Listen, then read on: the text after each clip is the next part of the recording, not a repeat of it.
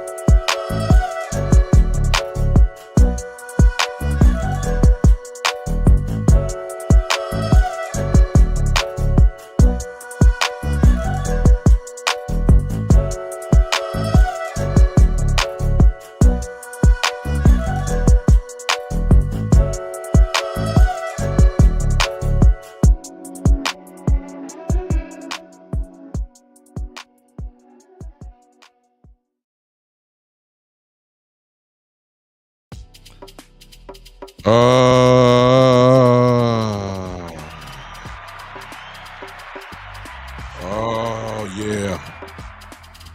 Ladies and gentlemen, it is a little early, but things happen where you have to do things differently and you have to adjust. And so we call this the adjustment. Yes, it is Saturday, and most importantly, it is not 3 o'clock Central Time, which of course is the regular time for the big time show, but there are things that are going on that require me to show up just a little bit earlier than usual. Nevertheless, I am here. And once again, it's a few of you that are here as well. Welcome once again to the big time show. We're in the building. I'm happy to be here with you guys. Those of you that are watching from wherever you're watching me from, I appreciate it. Forgive me for not having a Cowboy t-shirt on, but y'all know I'm a Cowboy fan. Can I just relax with this good old Hanes t-shirt today? Y'all don't mind, do you? Listen, I'm here. Y'all see all the stars right there in the screen. So y'all allow me, please, to not be in full gear today. Y'all allow me. All right, it's time, to do it. I see you, Joe. Joe, what's going on? I'm gonna speak to everybody in a second. I'm a little early, Joe, but it's probably daylight out there in Italy where you are, so you probably good with me showing up this late. Listen, I hope you guys would share the content. I know it is not our regular time, but I think this show has been somewhat established enough that we can come on at any time and hopefully, you know, get a nice little group in here to keep everything going. Good Saturday. I really don't have a lot to say. I'm really not good with theories, but I'm going to dive into that today because I'm a little worried. I told you that last time I was with you guys. I'm more worried now. I am, and it's based off of me being messed up.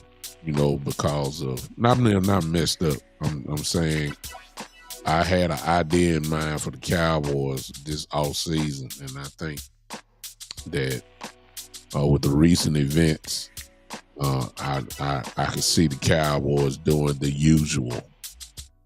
And forgive me, this is just my opinion. I think we are at a point where a whole philosophy or a whole mentality needs to change. And if it does not change, then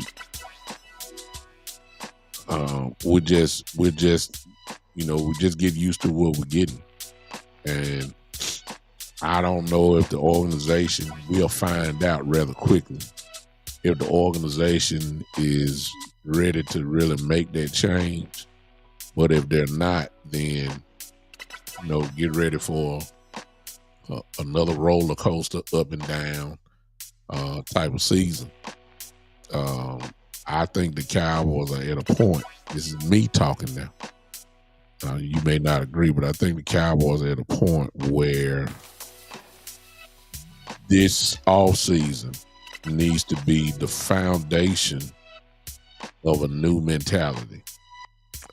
And some may say, well, we already got the coach and we already got, this and that. And I'm saying, like, yeah, but what is the mentality? Somebody gonna say, well, they want to run the ball heavy. They got all these coaches that love to run the ball and all that type of stuff.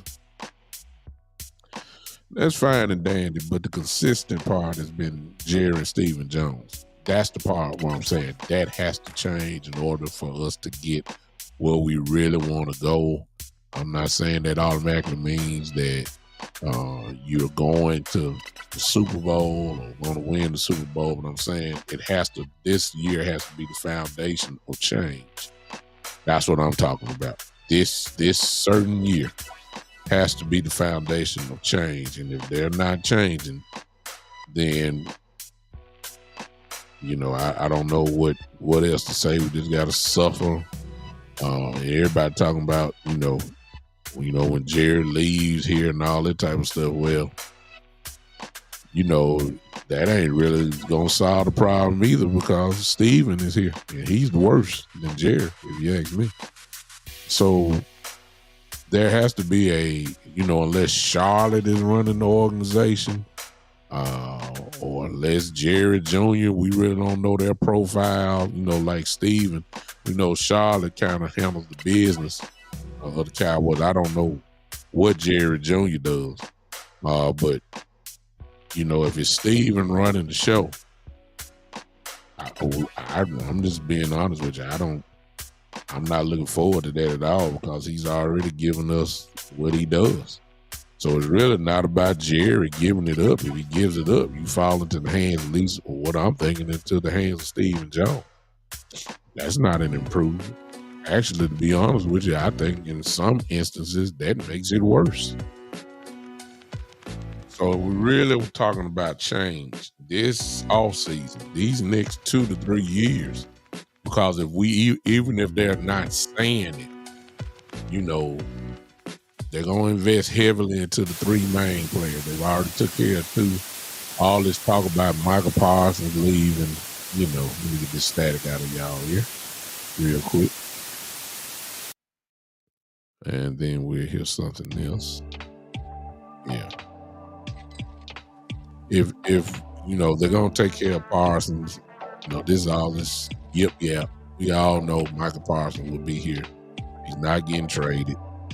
And if they had a mentality like we can only pay those 3 players and all that type of stuff, I already showed y'all how the cap can be, easily taken care of where there's plenty of money and all that type of stuff. So we already know. We already know all we got to do is restructure Dak, CD. That's plenty of money right there on itself. Stan, Michael Parsons, just those 3, just about open almost $100 million in cap relief. It's simple. You do steal. There's other players involved. You should be well over $100 million in cap. That's plenty of money to get things started. No, you can't take care of everything, but there are some things that you can take care of. And all the Cowboys got to do is just do it. It's simple. You're not going into this season with Dak Prescott's cap hit on this year's salary cap at $89 million. Everybody knows that. I don't know what's taking them so long to even do that. Don't restructure that. I mean, don't do that now. You got to do it. What you waiting on? But we are talking about an organization that waited to pay Dak until the first day of the regular season when they know they could have took care of him a long time ago.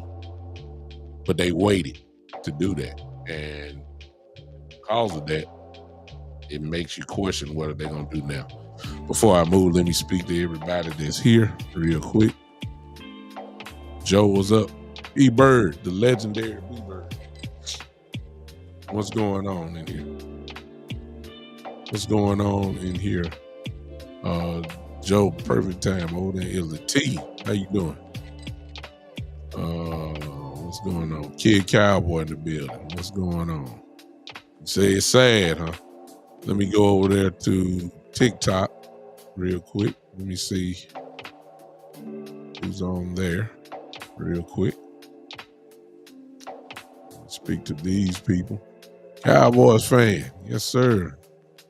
How you doing, sir? Nice to have you in here over here. Appreciate you popping in.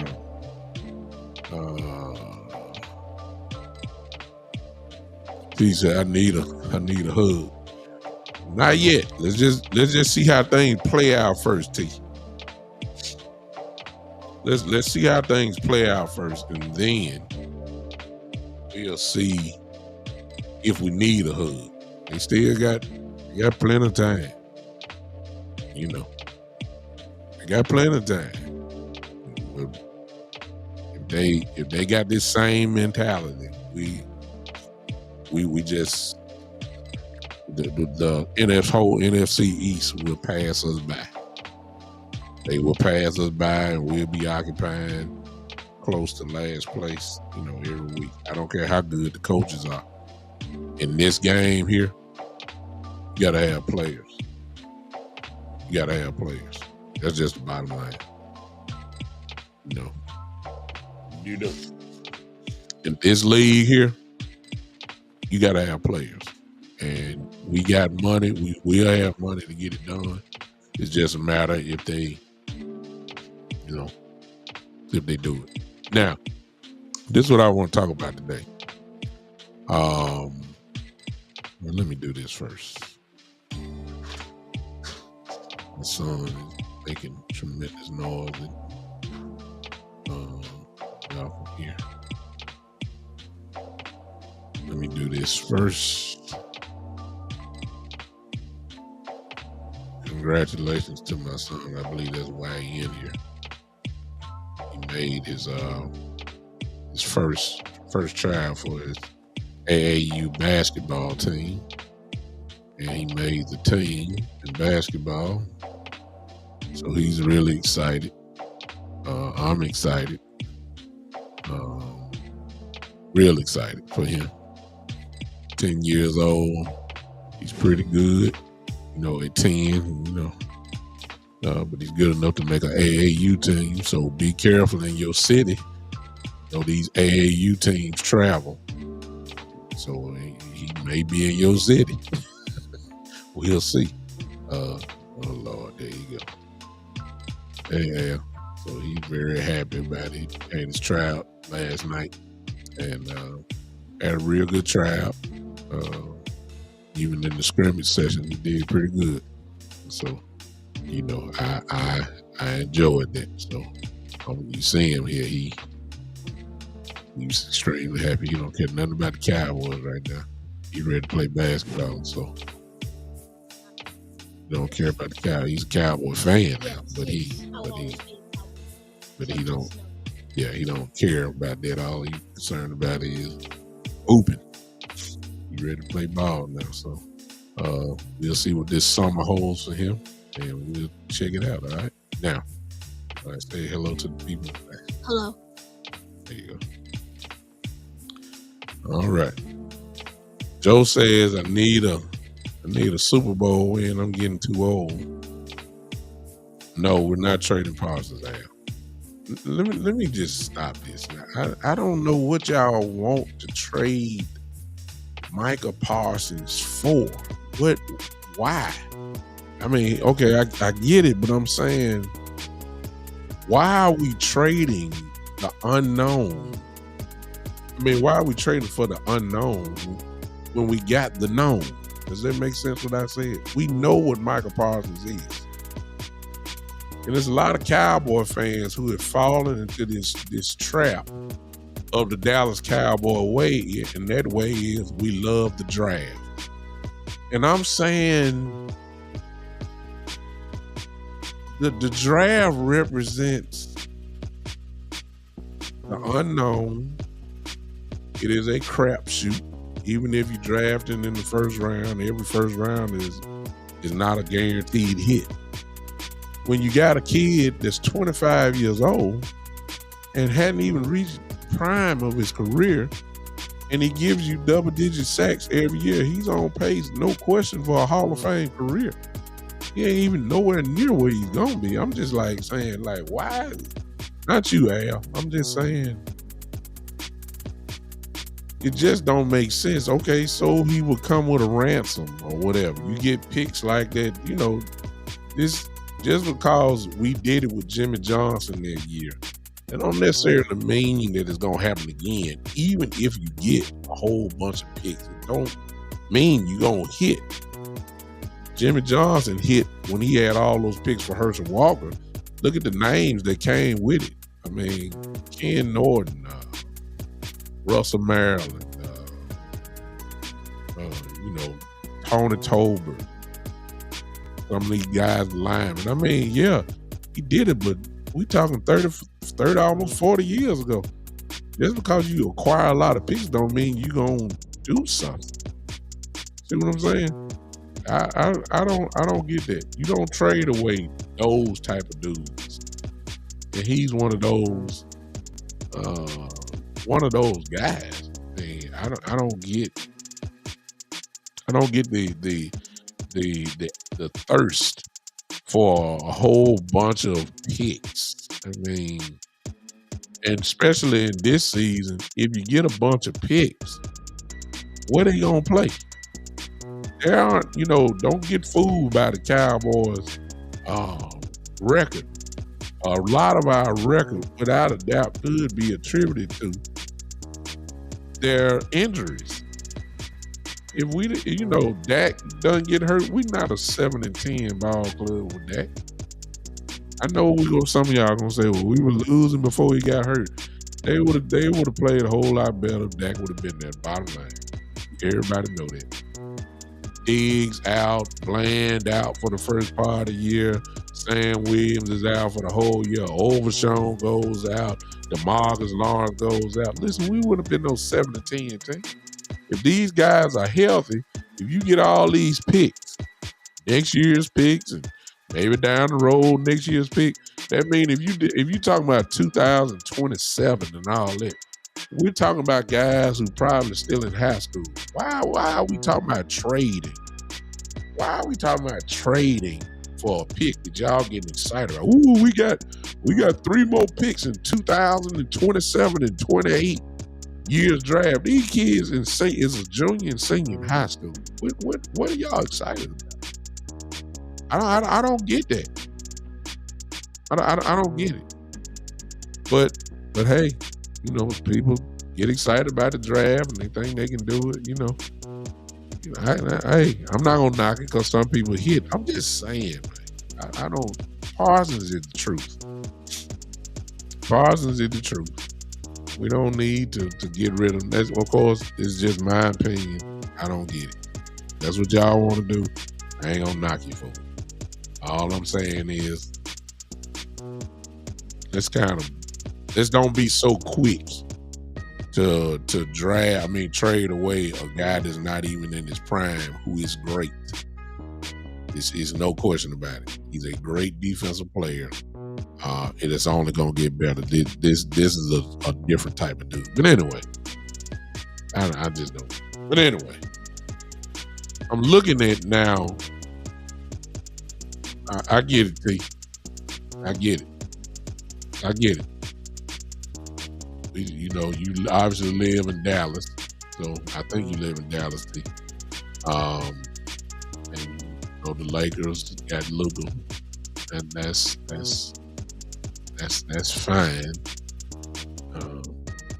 But that trade was all about, for the Lakers, the future.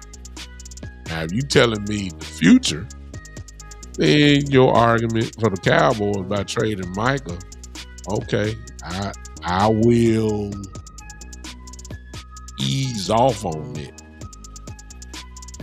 Let me just put it this way. I'm old school. Okay, I'm sorry. Those that love the draft and like acquiring picks, I'm just not your guy. But I don't believe in trading cornerstones. I don't. As they get older, that's when I can entertain that conversation. I'm not trading this dude away, and he just getting started. And he already great. I can't do that. He is a cornerstone type guy. The money that's being paid right now, all right, for our three guys, just listen to me. Dak, CD, Mike. I'm not. If you asking me about those three guys, if I'm trading anybody out of those three, it's Dak. I'm not trading CD and Michael. Those are cornerstones. Those are great players, real great players. You don't trade guys away that they don't fall. Those type of guys don't grow on trees. They just don't. Micah Parsons is a type of guy, man, that you see a guy like him once every 20, 25 years or something like that. He's that type of guy. I'm not trading away CD. The man been all pro twice. He ain't been in the league for 4 years. Come on, man. Everybody knew he was getting the ball. Last year, this year, still get over 100 catches. Come on, knock down the team. Can't trade that away. I would trade that. If I had to pick out of those three, I would trade Dak. I ain't trying to knock his ability. I'm just saying, when we think Dak, we don't say he's on a Hall of Fame type trajectory. Parsons, without a doubt, is, and there's an argument that can be made that CD is so far. So if I'm trading, it'll have to be Dak. Huh? Kid Cowboy, I know you're a hater of the Cowboys, so I got to read your stuff. You say Bishop 11 isn't 2-5 at his. I think he's meant to say top 5 at his position. What football publication you coming from, Kid Cowboy? Tell me he's not top 5. He's top 5 in just about all the stats that's concerning pass rush. I don't know what you're talking about. And even if he wasn't top 5, that's so bad when you start talking about all the pass rushes in this league that we have. Even if he's not top 5, which he is, but even if he's not, when you get past Myles Garrett, let's see, DJ Watt, when you get past maybe, I'm not saying Aiden Hutchinson, he ain't got enough years left. to really for me to say he's top 5. You know, I know I'm forgetting a couple other guys. I mean, the kid from Washington. I'm knocking Bosa down, kid Cowboy. Bosa stayed. You talking about damaged goods? What is Nick Bosa then? If you gonna say Parsons is damaged goods, give me a break. Hey, come on. Max Crosby, definitely top 5. No, Carter's not. He ain't got enough on the list yet to say he's better than Marvin Parsons. I don't care about 1 year. You got to do it for a couple years to catch Parsons, right? No. I'm saying, what I was saying, Jay, is that our 3 cornerstones on this team, after we take care of Parsons, but even if we don't, as of right now, it's Parsons, CD, Dak. And somebody said earlier about trading Parsons away. I just can't do that. I don't trade cornerstones. But if they are our cornerstones out of the 3, what I said was that if I had to trade one of the 3, it would be Dak. I'm not trading Parsons away. I trade CD Lamb. I'm not doing it. If I had to, it would be Dak. That's the only thing I said. I'm not trying to trade Dak at all. But if I had to, you made me do it. Out of those 3 guys, those are the choices, then it would be. Kid Cowboy. See, you're one of those people. What I'm talking about. You're saying, look at all the good edge rushers coming out. How you know they're good on this level? See that right there? You going off, I don't know. They were first team All-American at Utah, Chickasaw State, or something like that. You know, that don't mean you're going to do it in the league. Mike Parsons is proven. I'm not trading away a kid that was an American at Pac-Man State just because he coming out and Parsons is already 50 sacks in 4 years or whatever it is. Come on, man. Stop it. Michael Parsons, ever since he's been in the league, has been kicking tail. Bottom line. When you talking about a guy in college, man, the guys are coming out. That don't mean they're gonna be good in the league. The only one that I know that's really good, without a doubt, I'm talking about no question, is gonna be Abdul Carter. That's it for me. He's the for sure guy that I know is great. I'm calling that before it starts. I ain't trading. You talking about all the good pass rushers. What? How did I know? Because I called him. I called him when he was at Penn State. He's different. He stands out. Just like Carter does. He stands out. I mean, that speed translates to the league. Jay said I would trade Parsons. He was a replacement. Okay, that's your opinion. It's easy to get a pass rusher than a top tier receiver. It's easy to get a top receiver than a quarterback. Even the most talented quarterback needs help. I agree. I don't agree with you about trading Parsons, saying he's replaceable. He's rare. Guys like him don't fall off trees. That's your opinion. Hey, good luck. I get it. Kid Cowboy, he been tackling quarterbacks. Whatever he tackled Brady. He got sacks against Brady. He got sacks about everybody. Stop. Make yourself look real bad, Kid Cowboy. But I don't even know why I'm paying attention. You just a Cowboy fan/hater. Anyway, you don't give credit to nobody except Cooper Rush and see who else. You say he better than that. Oh, I forgot Trey Lane. See, people like you, I just let you talk. I don't even know why I'm entertaining you.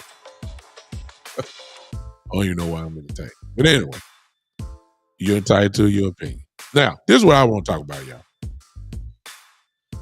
Zach Martin, of course, retires. Great Zach Martin. The first ballot, no question, Hall of Famer. Zach Martin. He will be. No question. He's special. He's one of those dudes I'm talking about. Like, Zach Martins don't fall off trees. It takes years to find a guy like him. And then if you get him, you ain't so quick on letting him go or talk about trades and all that type of stuff. He's just one of those dudes, and he proved it his whole career. Walked straight in to the Hall of Fame. And so I think he deserved to go out the way he wanted to, and I have no problem with him retiring at all. However, what that does to the Cowboys, it points them right back into the area of the same old same. And that is, as we all should know, the Cowboys love drafting in the first round. You got it, O-line. And although there might be a need for O-line, does that mean it has to be in the first round? This is what the Cowboys do. I know we're going to draft O-line, but does it have to be in the first round? Okay. Let's look at the O-line real quick, and then y'all argue me down if you want. I don't want to waste home run picks and they're sitting on the bench. When you draft this high in the first round, like the Cowboys are, you're really about to get a day one starter. Okay? You ain't got time to be talking about we're drafting the guy at 12 for rotation. No.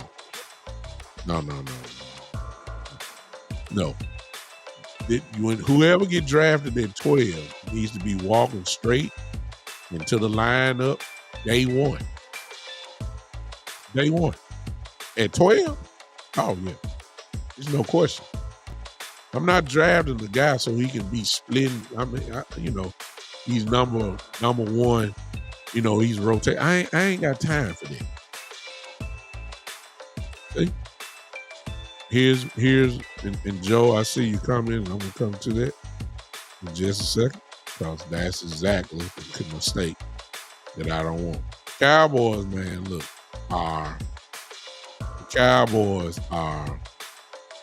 it's to me, it's a foundational draft for the next coming up years. And I know everybody say we need to, see, here's my thing.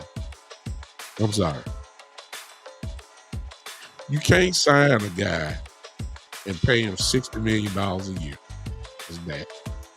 You can't sign a guy and pay him $35 million a year, 34 in CD Lamb, and then be talking about the future. No. You're trying to win now. You can't sign what we're going to do, whatever we sign Parsons to. You can't be signing those type of guys committing that amount of money and be even hinting at a rebuild. If anything, you're building around these guys. Now, the Cowboys' problem is that they're in the middle. You cannot split down the middle, be standing in the middle of this thing. Either you're rebuilding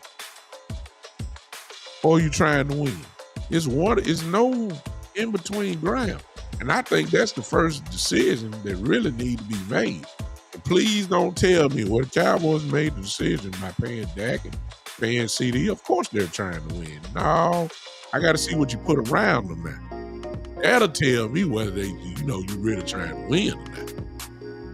You can't split it down. You can't, because some of your picks are going to be kind of like what the Lakers did with Luka.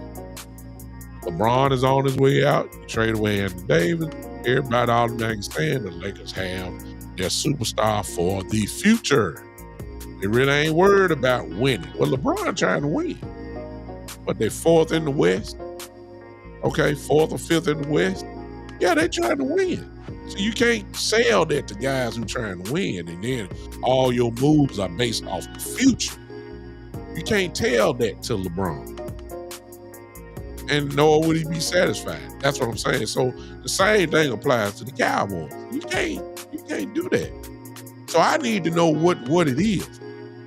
I'll see if it's all about the future. Then that y'all little trade for Parsons and all that comes into play. And for that, you can't split. So if you're talking about, this is the part where Joe, see, this is putting them in there right here. This is what I don't want. This is me.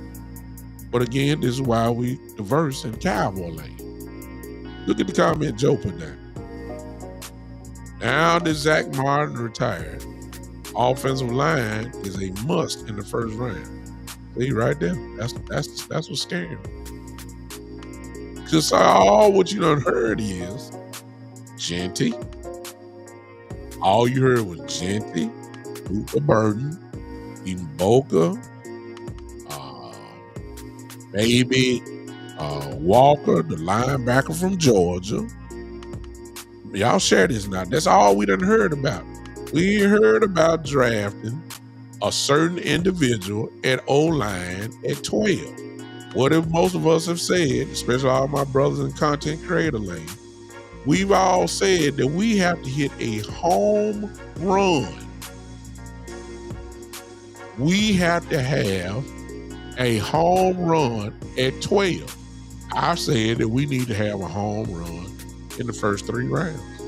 Every one of those picks. Here's my question. If you do what Joe just said, draft O-line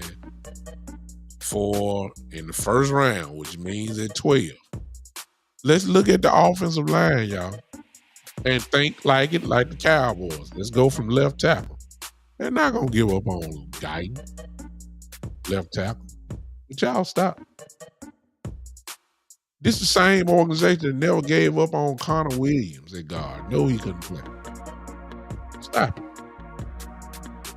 This is the same team that never gave up on Ball and Walesko and all that. They ain't giving up on these type guys, man.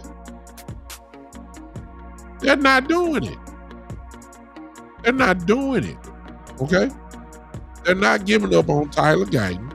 Tyler Smith is your left guard. Pick your choice.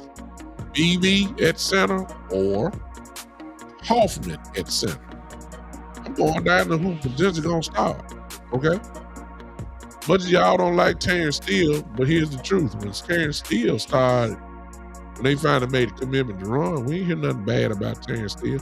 They were knocking these guys off the ball easily. That's why Rico got off.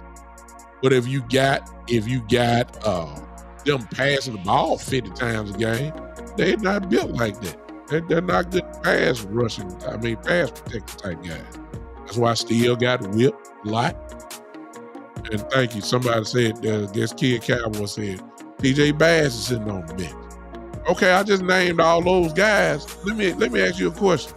If you draft 12 an offensive lineman, is it a guarantee that he started? Remember what I said. At 12, this needs to be a no doubt, guaranteed starter. I ain't got time. Look, no. They believe in paying. Listen, y'all. They believe also. Okay, listen.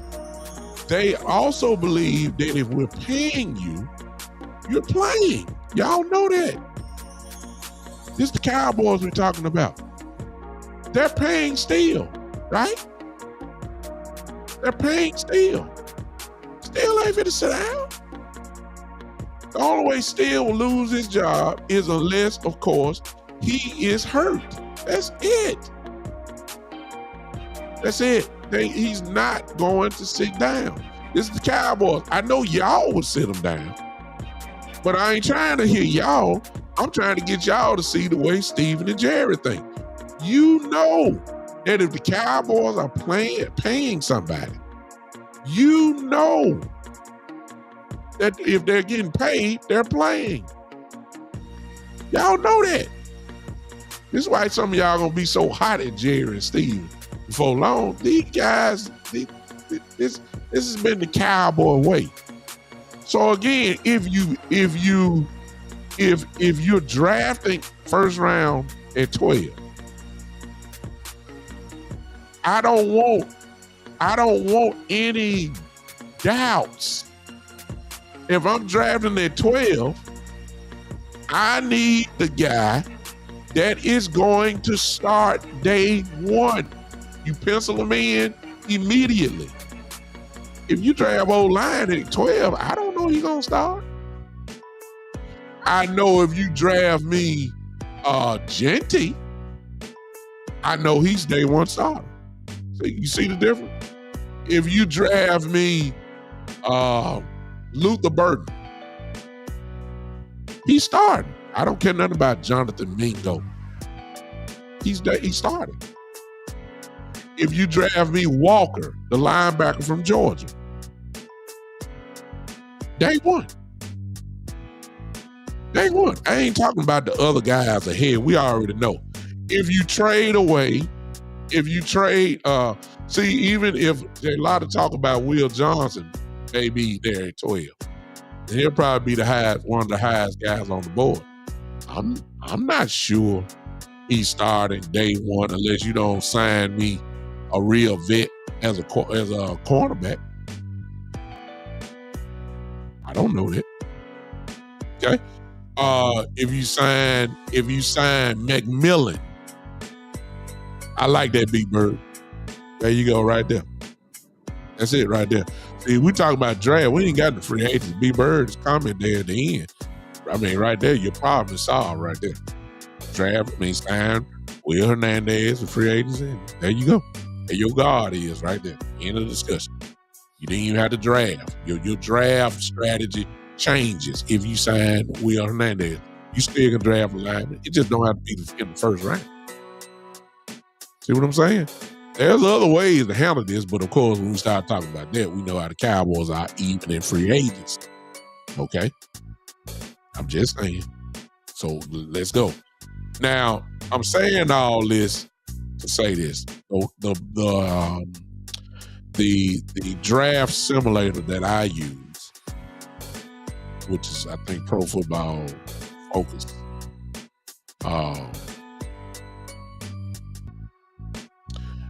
the rated players on the board, just so y'all know, okay? See, I got some of the veterans coming in. I see you, Gary. I'm going to read your comment in a second.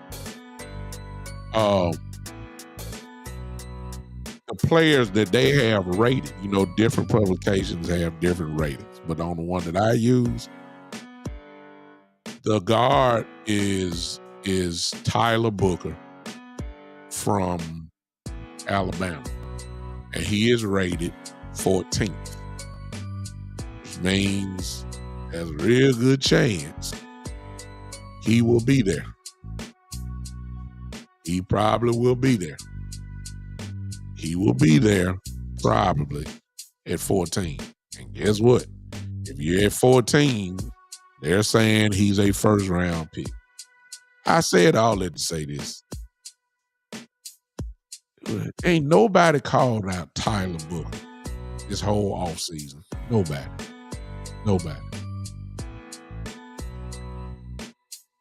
See, I don't. That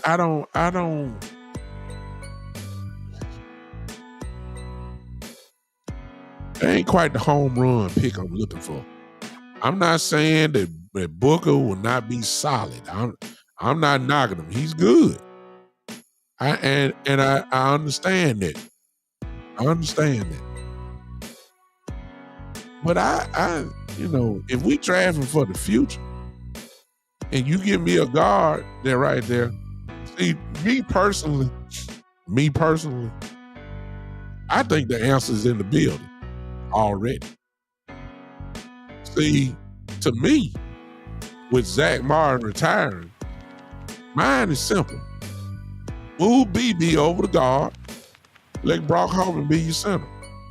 Or keep BB at center and move Brock Hoffman to guard. Maybe y'all ain't looked at his tape. He was outstanding last year.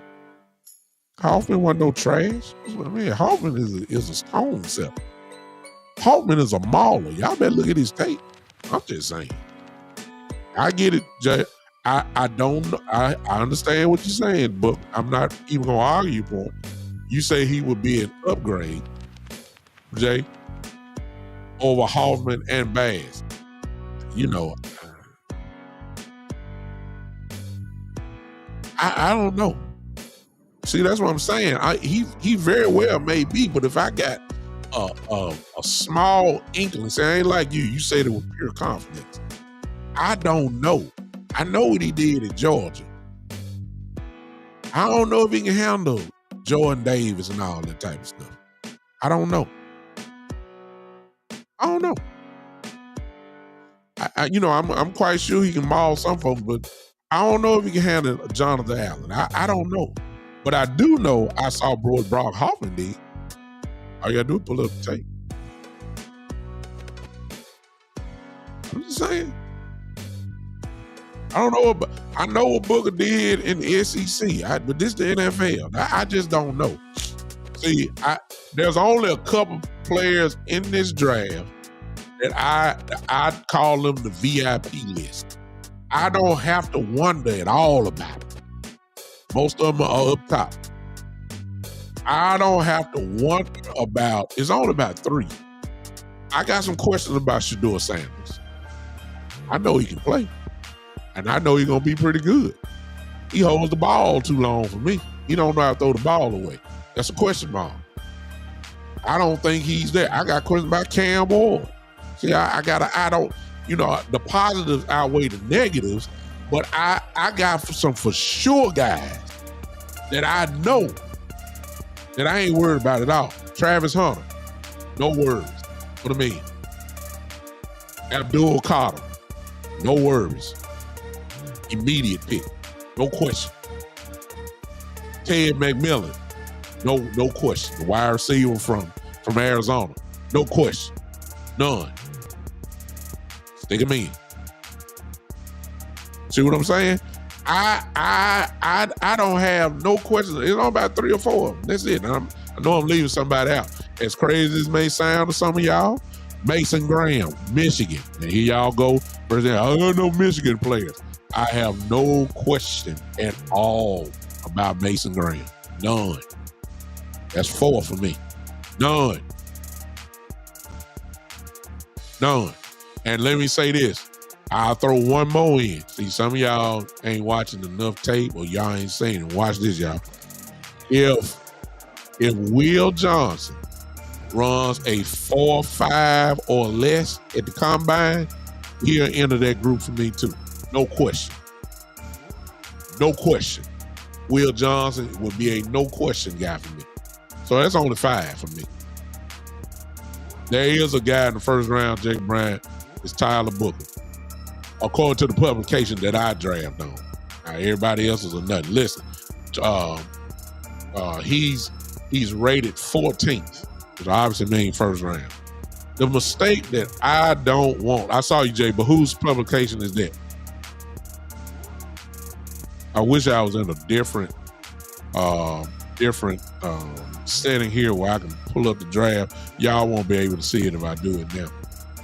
Y'all won't be able to see it at all. But I just did it before. I just wanted to see who's the highest rated guard according to that publication. And that was Tyler Booker. He's at 14. Okay.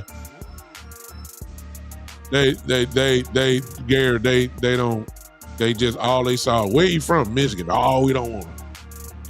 It kind of remind you of the Boise State days. Whenever somebody from Boise State, oh no, we don't want Boise State. No, Mason Graham is the truth. Top 5 pick, actually. He should be. So, but anyway, according to that publication, Booker is rated 14th highest player on the board. And if that is the case, and if that's what the Cowboys saying, and you know they love drafting an old lineman in the first round, it's just too much history with that. I agree with you, Jay Bryant. I'm just saying where they had them.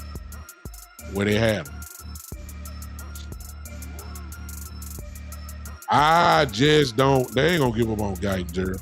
My cousin in the building. What's up? They're not gonna give up on him.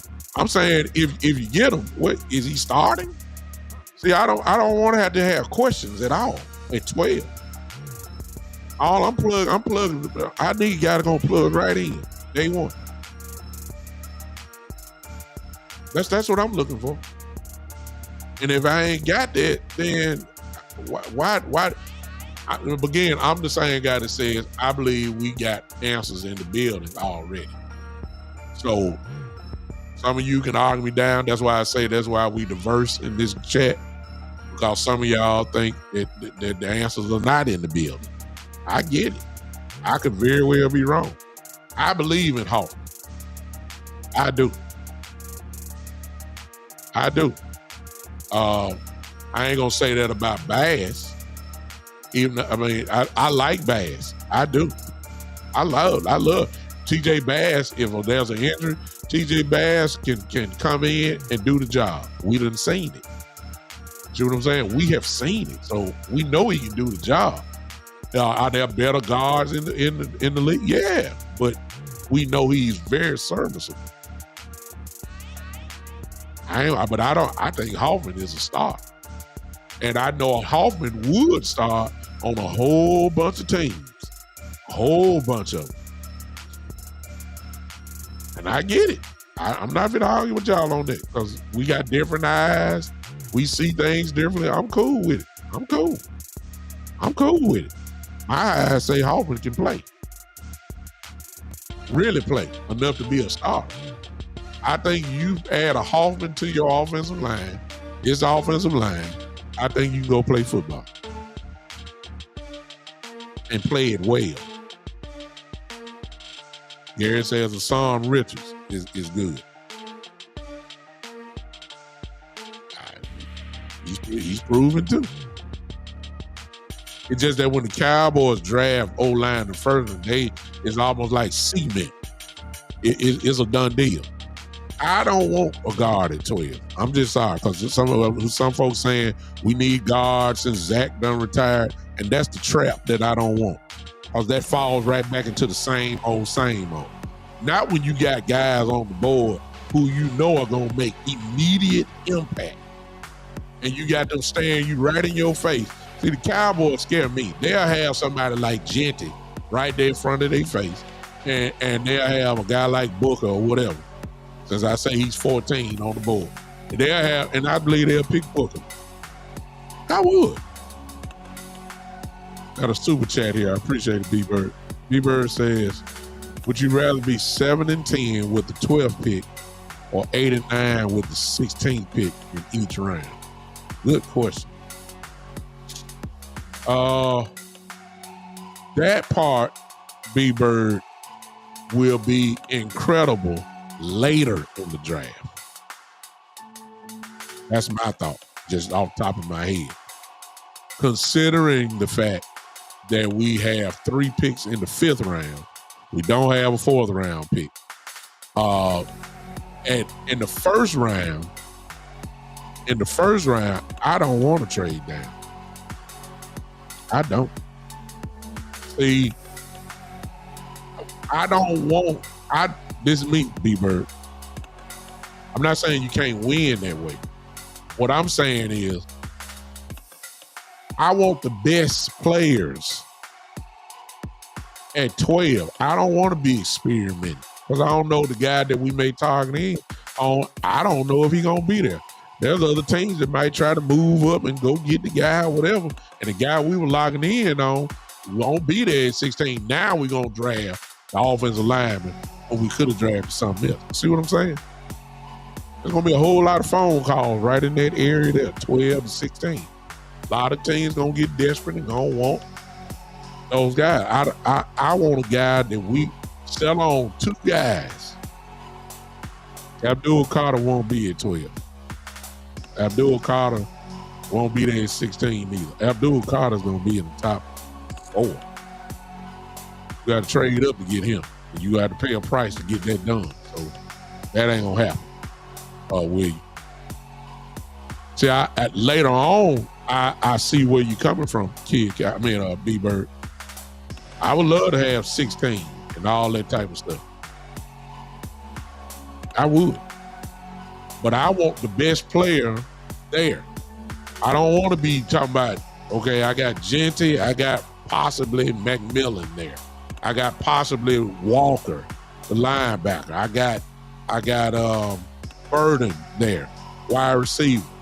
I don't want to draft down from 12. My eyes are locked in on Burden. I don't want, okay, you can get a wide receiver, but I don't want Eboka.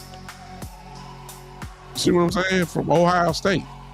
Burden is the best guy to me, other than McMillan. That's just my opinion. And here's the point. Gary says, thanks for the super chat.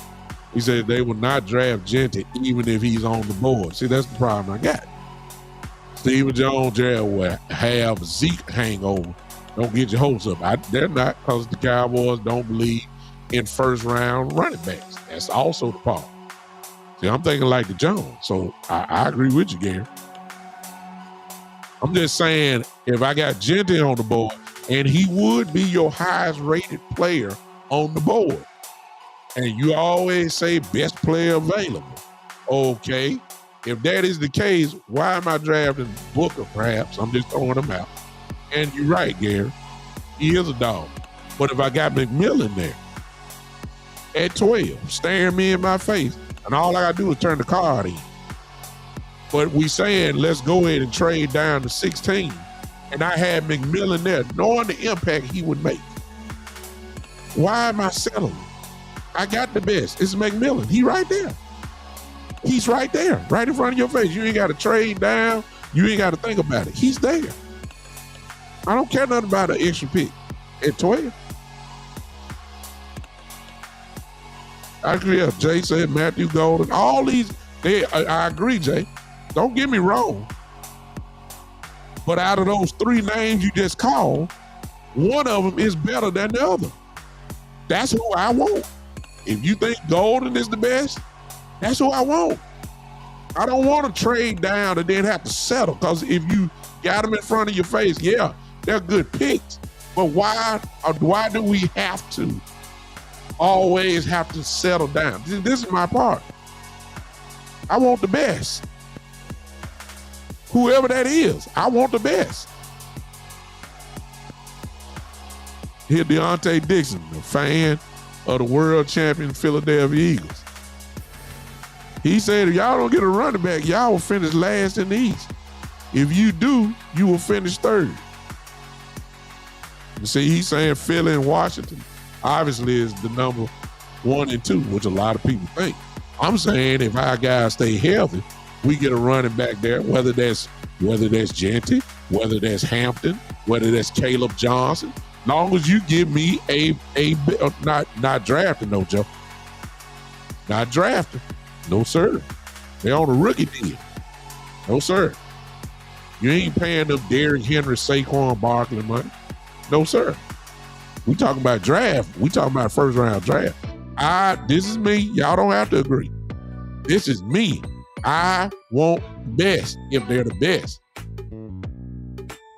If you're B-Bird, to go back to you, if Hampton at running back or Caleb Johnson is not there, I know y'all saying, well, there's plenty of running back down in the draft. Okay. But are they better than Hampton? Are they better than Caleb Johnson? I don't want to settle for Scotty Boo. And I love Scotty Boo. I don't want to settle for the kid from Rutgers when I got right in my face Caleb Johnson or Hampton. Why? No, I don't know if them guys gonna be there. If you trade that, I don't want that. Give me the best. And if you're not going to do it in the draft, then show me, once you get some of this money for restructuring folks, show me what you're going to do in free agency. But we're talking about the Dallas Cowboys. So the answer is not giving me these Donkey Kong, Kroger, Costco free agents in the 6 or 7, on day 8 and day 9. We got a guard. We got a guard in free agency. Oh, talking about the UFL. No, you can't do that to me this year. You can't do that. I want the best. I ain't talking about, look, give me some guy that's going to play now. No, and day 2 may not be a guy that's an all-pro or a Pro Bowl type of guy. Give me a guy that's on the verge of his first Pro Bowl. I'll say, let's play football. I would. You just can't come to me talking about a guy on day 8 or day 9 who's really a practice squad guy. That's what the Cowboys do in free agency. Y'all know that. Or signing free agents for depth purposes, not impact. Depth. No, you can't do that to me. Not this year. And if you're going to do that to me, then I'll be on here every week out there every game and say this is the Jones fault. Because they lied again, talking about they going to do this and do that. And, we going to look. And Steven did lie, y'all. Let me go back. Steven did lie. Steven said we're going to look at free agency in a different way. Key word, look. He didn't say they were going to do something different. The question is, how long is that look in free agency different? What, 10 minutes? See? That's why I say you got to make the decision. Are you really trying to win, or are you secretly trying to build for the future? Just let me know, and then I know how to attack this thing. If you're talking about just getting by, staying competitive, first round playoffs and out, 10 and 7, I get your last place in the wild card. If you're talking about that, then, then I understand trading down and drafting for the future. I get it. But if you're chasing Philadelphia, you can't be talking about signing free agents for depth. No. If you're chasing Philadelphia. Argument could be made about if you're chasing Washington. Washington got over $100 million. I guarantee you that Magic Johnson and the owner, who is the primary owner, and Dan Quinn will be spending their $100 million in free agency. Why? Because they got a quarterback that's on a rookie deal. You're supposed to go do that. And no, we can't do what Washington can do like they have, because we paying a guy $60 million. But that don't mean you can't get absolutely nothing. You can get something. You can get something now. No, sir. You once they take care of Dak, restructure his deal, they ain't gonna have to do that. Once they do that, CD, and once they extend Parsons, you are gonna be $98 million in the salary cap. You can at least give me one. You can't do what Washington can do. They can buy up everything. But you can give me one now. And I ain't talking about no depth free agent signings for depth. I ain't talking about that.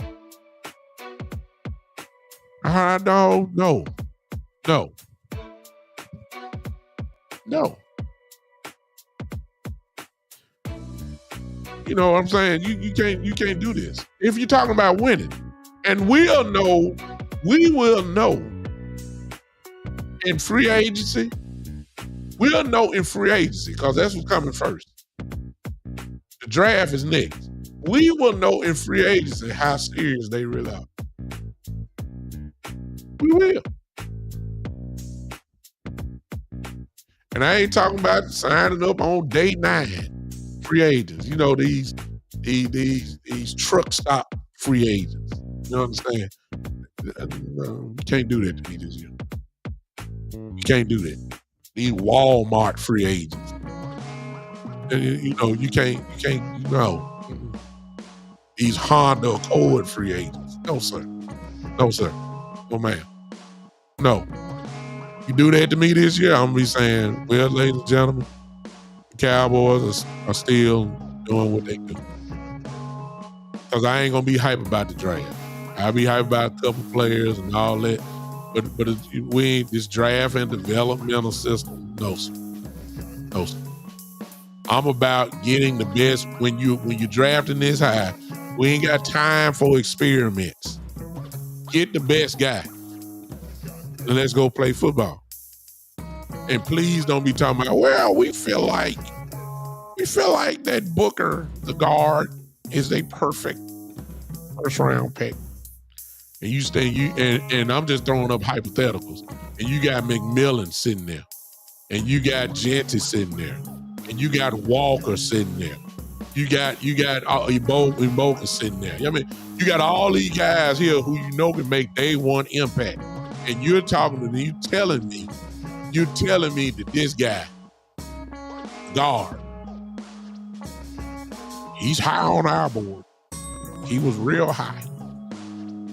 On our board. Jay Bryant, I don't know what publication you're looking at, but I will say this. Every publication has Walker in the first round. Now, who was in there that was shocking to me was Jaheed Campbell, linebacker from Alabama, who started off in the first round, but for some reason he slipped in a lot of them to round 2. I don't understand that one. But every place I done look, Walker is up there. I don't know which one, and I'm not saying you're wrong. You're just going to have to show me differently on that. So I don't know what publication you saw, but you got to show me that one. Matter of fact, and I'm open for correction. Jay Bryant, let me see, you're on that. You're on YouTube.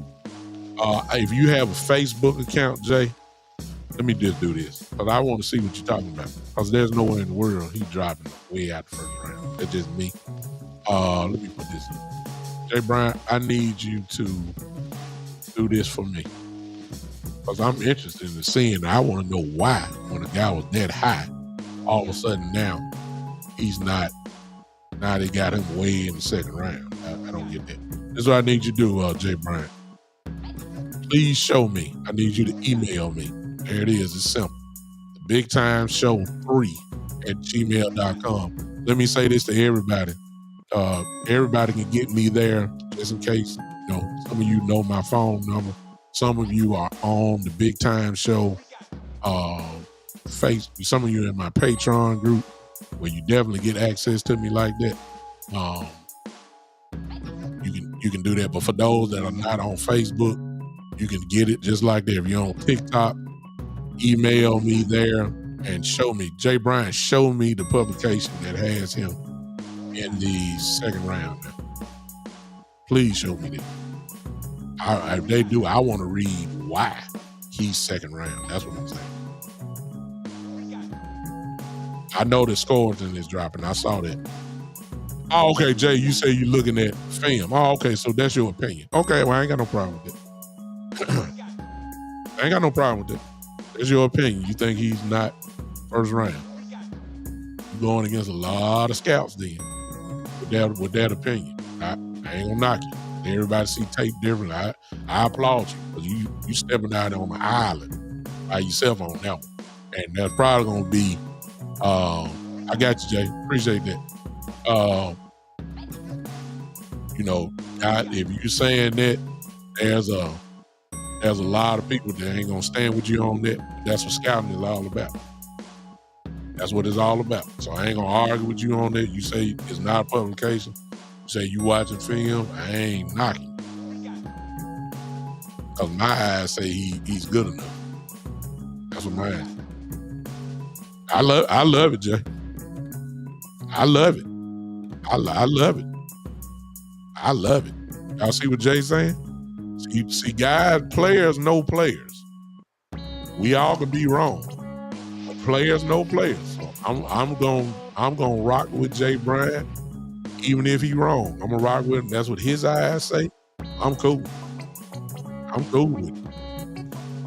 I'm cool with it. I ain't gonna say nothing bad about it. It's his eyes are his eyes, mine are mine. I don't see him falling out the first round. just me. And to be honest with you, Jay Bryant, I will agree with you that personally,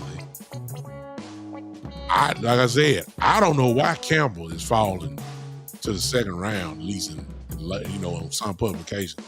I don't get it.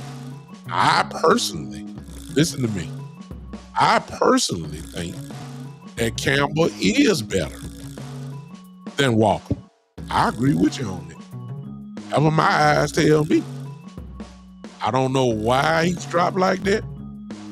I even tell you one other guy who's way down there who I think should be up there at least third round. It's that kid that got that funny name from UCLA at linebacker, Ole Jabo, whatever his name is. Some of y'all know what I'm talking about. Listen to me. That dude, there's a monster. High motor. They got him 4th, 5th round. I'm like, what? What? I don't get it. I don't know why. Let me tell y'all this. I like Burton. Luther Burton from Missouri, wide receiver. But let me tell y'all something, because I've been watching. I'm almost about to change it. Let me tell you 2 guys, actually. I know I'm getting off what I was talking about, but I can't help it. Watch this. I don't know why Ohio State, Imuga, why is he dropping? Let me tell y'all something about him. I don't know who's better at route running in the draft than him. I'm just telling you. I don't know why. He's big enough, he's fast enough, he's shifty enough, he can play all 3 spots. He can play obviously the slot, X, wide receiver. I don't know why why people think he's behind Burton. I'm trying to tell y'all. Swissenger is raw too, Jay Brown. You're right. I wouldn't take him over Walker though. I'm saying the dude is the truth. It's bogus. The more I look at him, the more I'm like, man, Dak can work better with him. Because Dak like route runners. Burton is a good route runner. He ain't good as Iboka. Let me tell you somebody else who's high on my board that I love. And somebody said it, I think it was Gary who said this. Let me tell y'all. Savion Williams from TCU.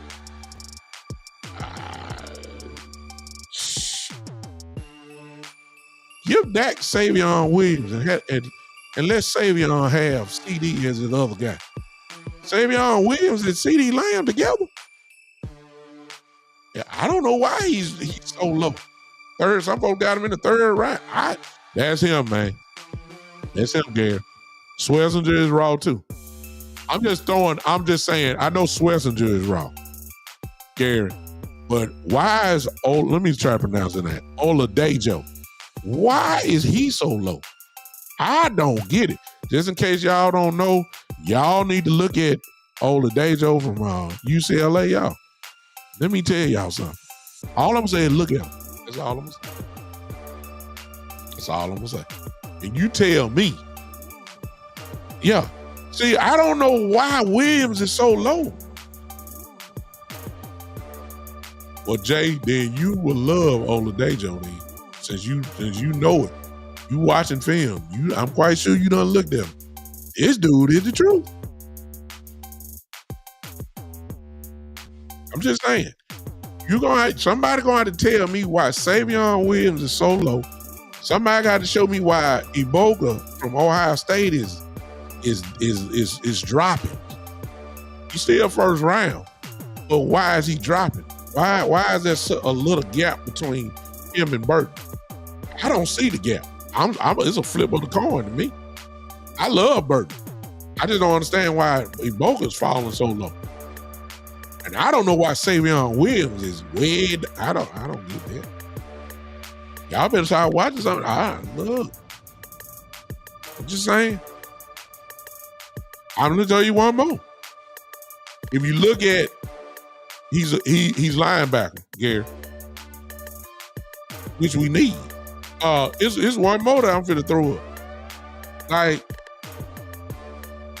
why is there a gap between Hampton, Hampton, the running back from North Carolina, and Caleb Johnson? Why is there a gap like that? Both of them are kind of, all these players is rated above. I don't get the gap from Caleb Johnson. I don't get it. I'm almost. See, I like Hampton because Hampton catches the ball, and Hampton can run it. 6 foot 220, I believe. Caleb Johnson, same thing. Oh, you say, do you play him a linebacker? For our team, Gary, I'm playing linebacker because we ain't got none. We ain't got none. Who the only linebackers we got? Parsons and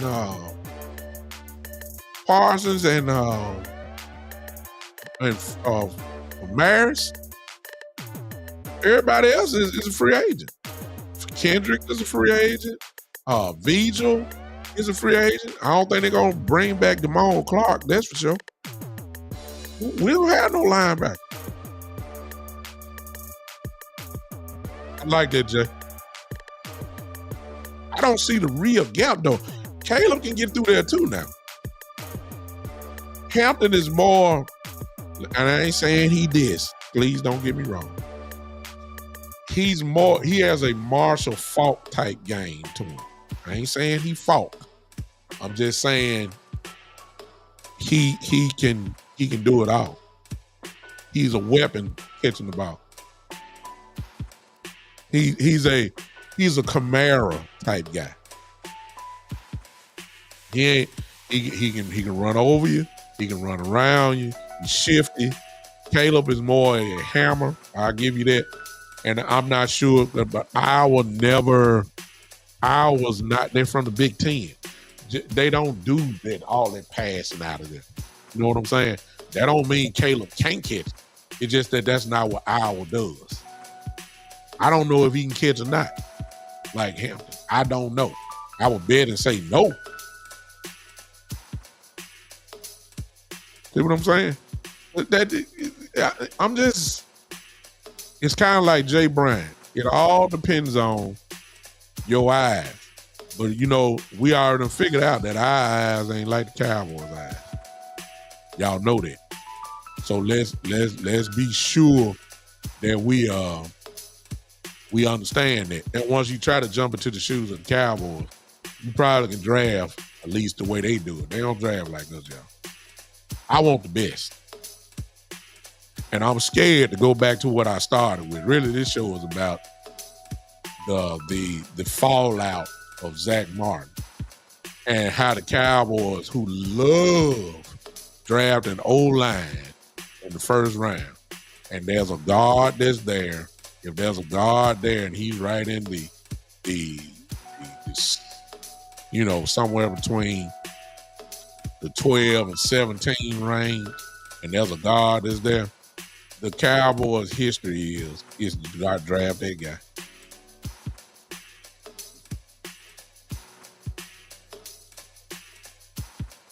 I see you, William Kidd. He says Pro Football Focus has B. Knight from South Carolina as the number one running back.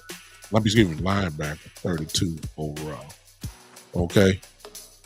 Not that the Cowboys are going to pick him, but that's the kind of desperation. Remember, you know how the Cowboys are. They see things differently. Mozzie Smith was not. Mozzie Smith had a second round grade. They reached for Mozzie Smith. They reached for Tyler Smith. Tyler Smith wasn't that high rated. I mean, of course, he's turned into a pure doggish type guy he's gonna look like he's gonna be a dominant player for a long time. They hit on that. So the Cowboys have a history for reaching. I'm saying I ain't got time. Well, experiment. I like it, Jay Bryant. Jay Bryant, you have to send you a link. You come on this show. I love what you saying. I love what you're saying. Y'all look at what he's saying. I love it. I love it. I love it. Which brings up a question, Jay Bryant. Let me tell you, let me throw this one at you. Here's the problem.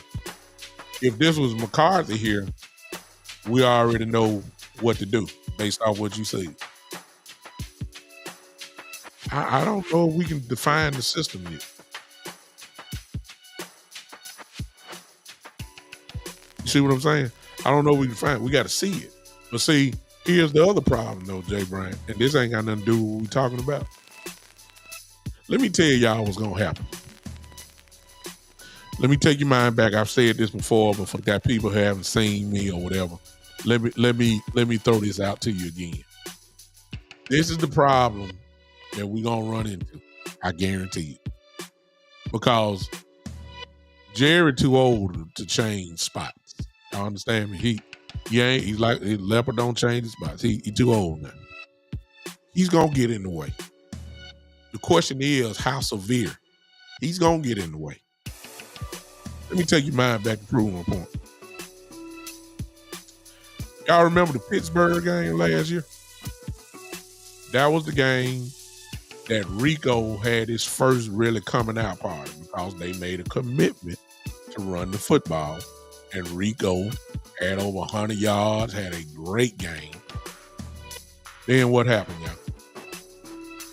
Zeke Elliott started crying. And then the very next week, Rico had a jogging suit on. Swaying up and down, there was something wrong. And Ezekiel Elliott got the start. Jerry got in the way. Because if you saw something that worked, wasn't where you're going to change it for. And Mike McCarthy did not want Ezekiel Elliott to be a starting running back. He just got Rico going. He just established him.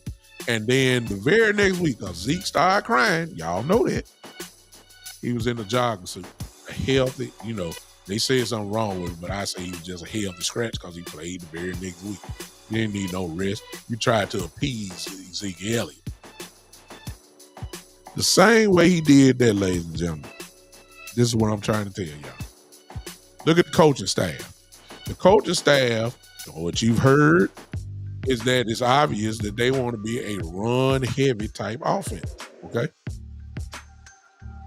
And for the first few weeks, it's going to happen. They're going to try it at least. Jerry going to mess this up, y'all, because Jerry's going to walk down into one of them offices while they having a meeting. And Jerry Jones is going to say, Coach Schottenheimer, we're number one in the rushing attempts. We're number one. We have the number 3 or 4 running game in the league. We are very successful. We're averaging over 100 yards a game running the ball. But I got a problem. This is what Jerry's going to say, y'all. Y'all know what he's going to say. I'm paying a quarterback $60 million. Got a wide receiver that I'm paying $35 million. They need the ball. I'm not paying Dak Prescott $60 million for him to only throw the ball 25 times. I don't want to pay a wide receiver $35 million for him to only catch 5 footballs. I need the ball going down the field. What in the world you think that Brian Schottenheimer going to do? Jerry going to get in the way, y'all. He going to mess it up. I rest my case. I hope I'm wrong, but I can see this happening just like he appeased Ezekiel Elliott. He gonna appease himself because I'm paying too much money. Dak Prescott to be under center, handing the ball off 30 times a game. I just can't have it. I can see it, y'all. There you go, Jay. I looked at the type of players Schottenheimer has in Seattle. Fitted running back, exactly. Ed McMillan. Burden, Bogut, Goldfish receiver, Tez Johnson, yes, sir. Donovan Jackson fits better than Booker to me, but Booker, exactly. I agree. Or would Jerry and them get away even with that? So that's what I'm talking about. See, what you just named right there, Jay Bryant, those are all home run hitters.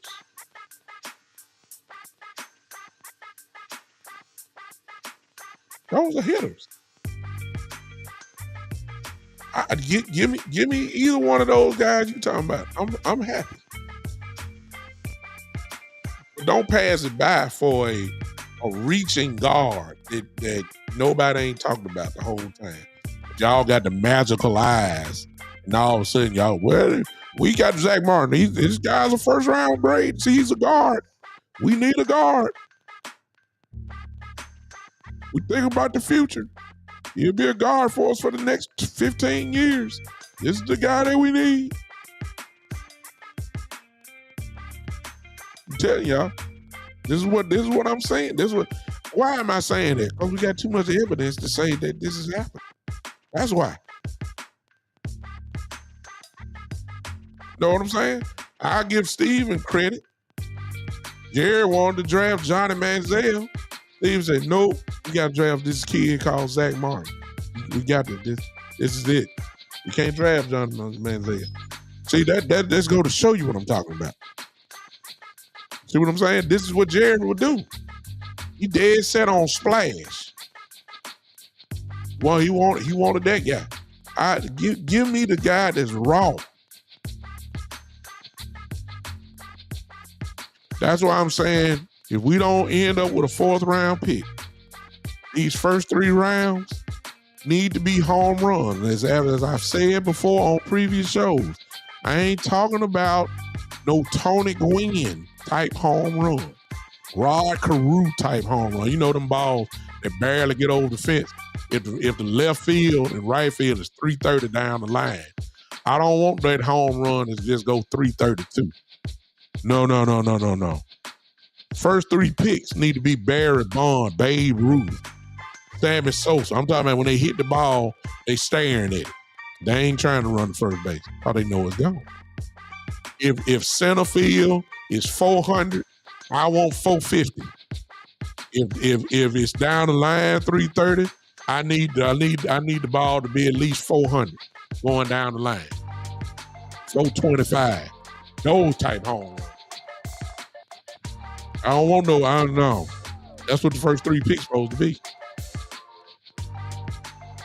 Because you drafted high. If we were drafting at 19, 20, then I'd be saying, okay, hey, best player available. When you drafted 12, you got choices. You're going to have choices. Exactly.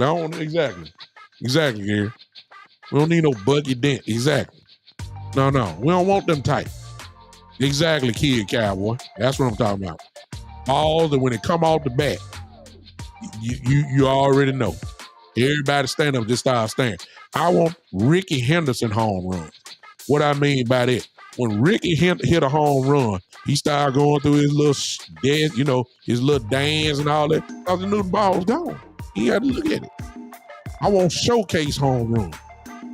The one that ESPN gonna show at least 5-6 times. Williams says, I feel 2 or 3 picks got to be defense. Depending on where the board falls, depending on who ain't on the board. I can see that because we need a defensive tackle. I can see it, and defensive tackle is loaded. I can see one of those picks in the first 3 rounds be a DT, particularly in the 3rd round. I can see that. I love it, Jay. No. I already said that earlier. I don't know when you came in, JT. Everybody getting hung up on Michigan. I think we already said it. Mason Graham is going top 5. If you ask me. He's the truth. That's one of them no doubt guys that I was talking about earlier. That's a no doubt guy. Mason Graham is the truth, man. I'm a Michigan fan, so I know what I'm talking about. I done seen him. Exactly, Jay. He ain't gonna be there at 12, though. He won't be there. But But I said, that's my type of guy. Give me him. I say, let's go play football. And since you're not, and let's just be honest, and since you're not going to pay OC, we know that. Now, there's a little talk going around talking about franchise tag. Now, if you franchise tag them, then, we're talking a little something different. If that's what they're doing. Okay? I would love to have OC back, me personally. But what I'm saying is, if you got OC, if you decide to sign him, let me put it this way. See, this is how the Cowboys think. Yes, sir, Gary. Stewart, the truth, too. Let me say this. This is what I'm talking about. This is the Cowboys, what I'm talking about. Let's act like that Graham would be there at 12. And let's also act like you just either franchise OC or you signed him. What I'm saying is, this is how the Cowboys think. At 12, if he's there and you just sign him, they'll pass Graham and go get somebody else. Well, we already. No, you ain't gonna sign him for $20 million. I'm just saying that's what's the talk there. I know they ain't gonna do it. I'm just saying, if they signed him, they would pass up Graham and he'll be right there in front of their face. That's what I'm talking about. And there ain't no question that Graham would be the highest rated player on your board at that time. If he done slipped all the way to 12, and if you sign or franchise them, which they're not gonna do, I'm just saying that they will pass him up. And I'm saying, like, man, y'all don't want to win. Marlon, what's up? I'm one of my best friends here. What positions do we need to upgrade? Oh my God.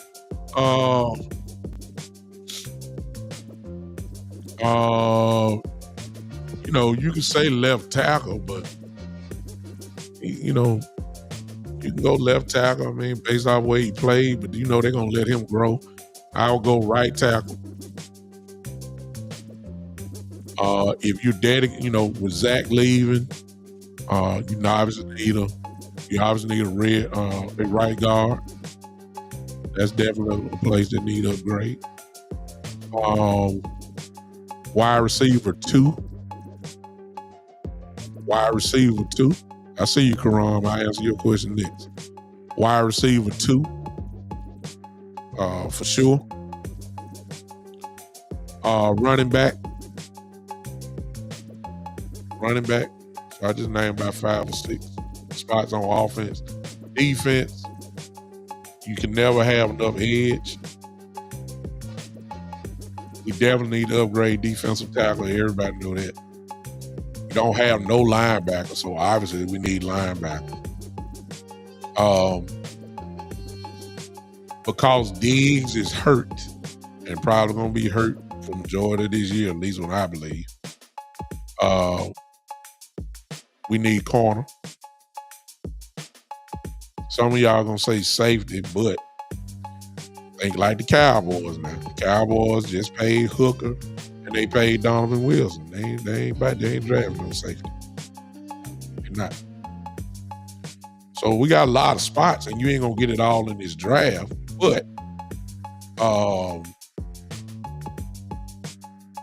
think I'm looking at your comment. You just named off everything off the top of my head. No, we don't need another tight end. See, we need another tight end. The answer right there in the draft. Kid from Penn State, Warren, who's an outstanding football player.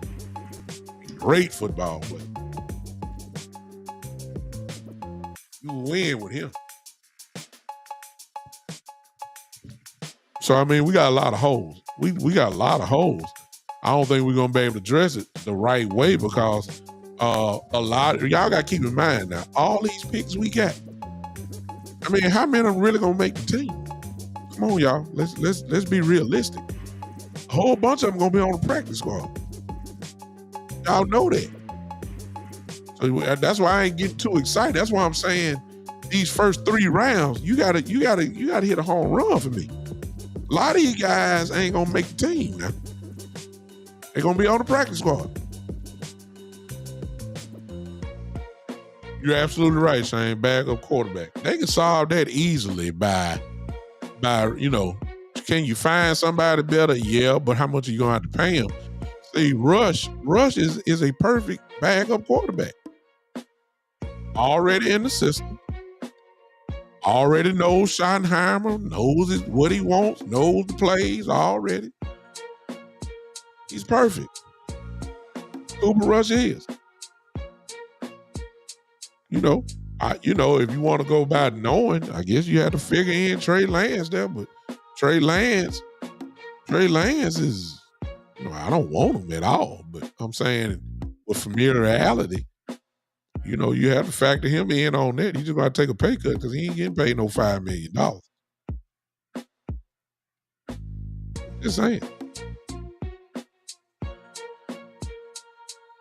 You gotta think about that. So I agree with that. Julian Kill said Dallas got to pull the trigger on Justin Fields. No. Why would Justin Fields sit here?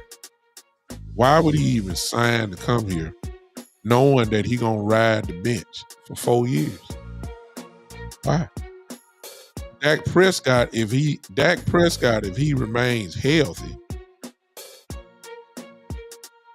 I ain't saying he's going to stay healthy for all 4 years, but Dak would stunt Justin Fields' growth.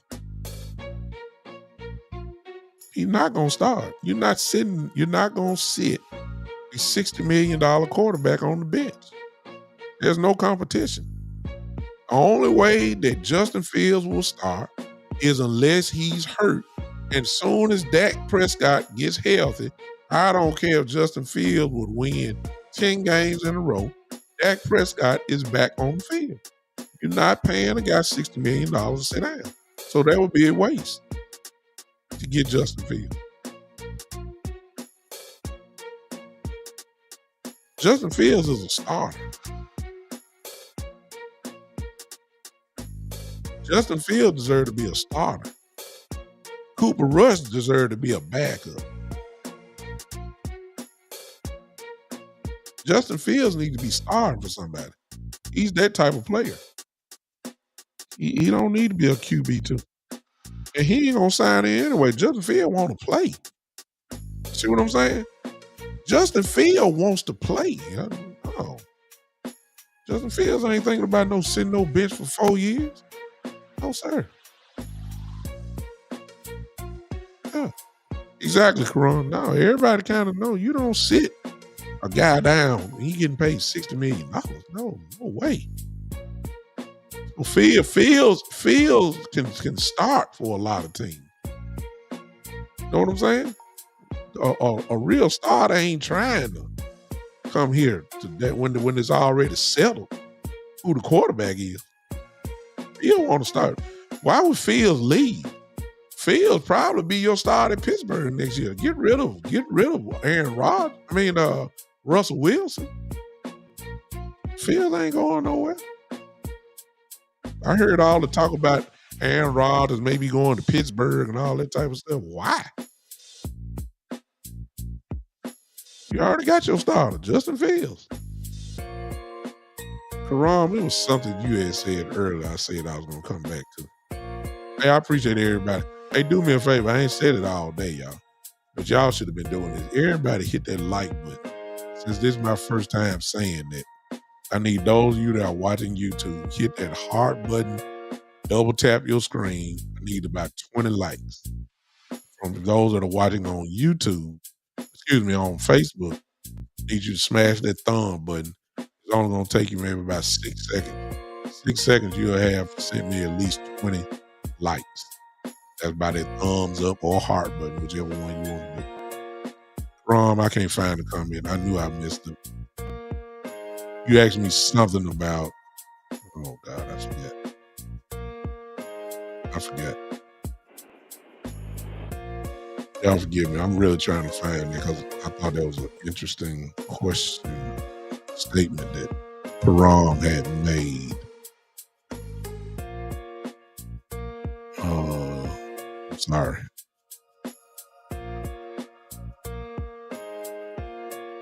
What you say, Karan? Yes, there it is. Thank you, man. Big Bird, I see you, man. I appreciate all of y'all. This is a statement.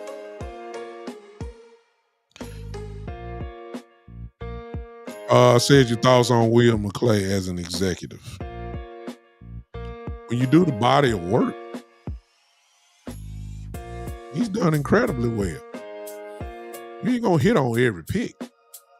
But when you add up all of since he's been in this spot as a scouting guy and all that, when you add up all the all-pro appearances and Pro Bowlers that he and his scouting department drafted, because if he ain't doing it, it sure ain't Jerry and Steven.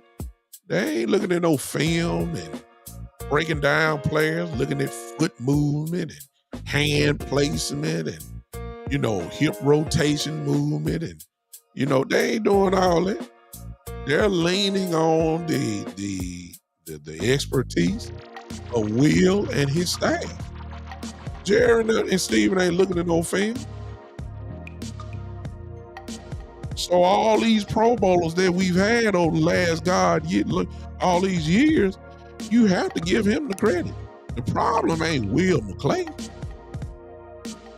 Let me tell y'all something. The problem over the last God knows how many years is when the shift focuses and the Cowboys fall into the hands of Steven and Jerry. The problem ain't scouting. The problem really ain't the draft. The problem is free agency and Jerry and Steven. Free agency. I think we can upgrade that, Jay Brown, about Cooks. And they need to.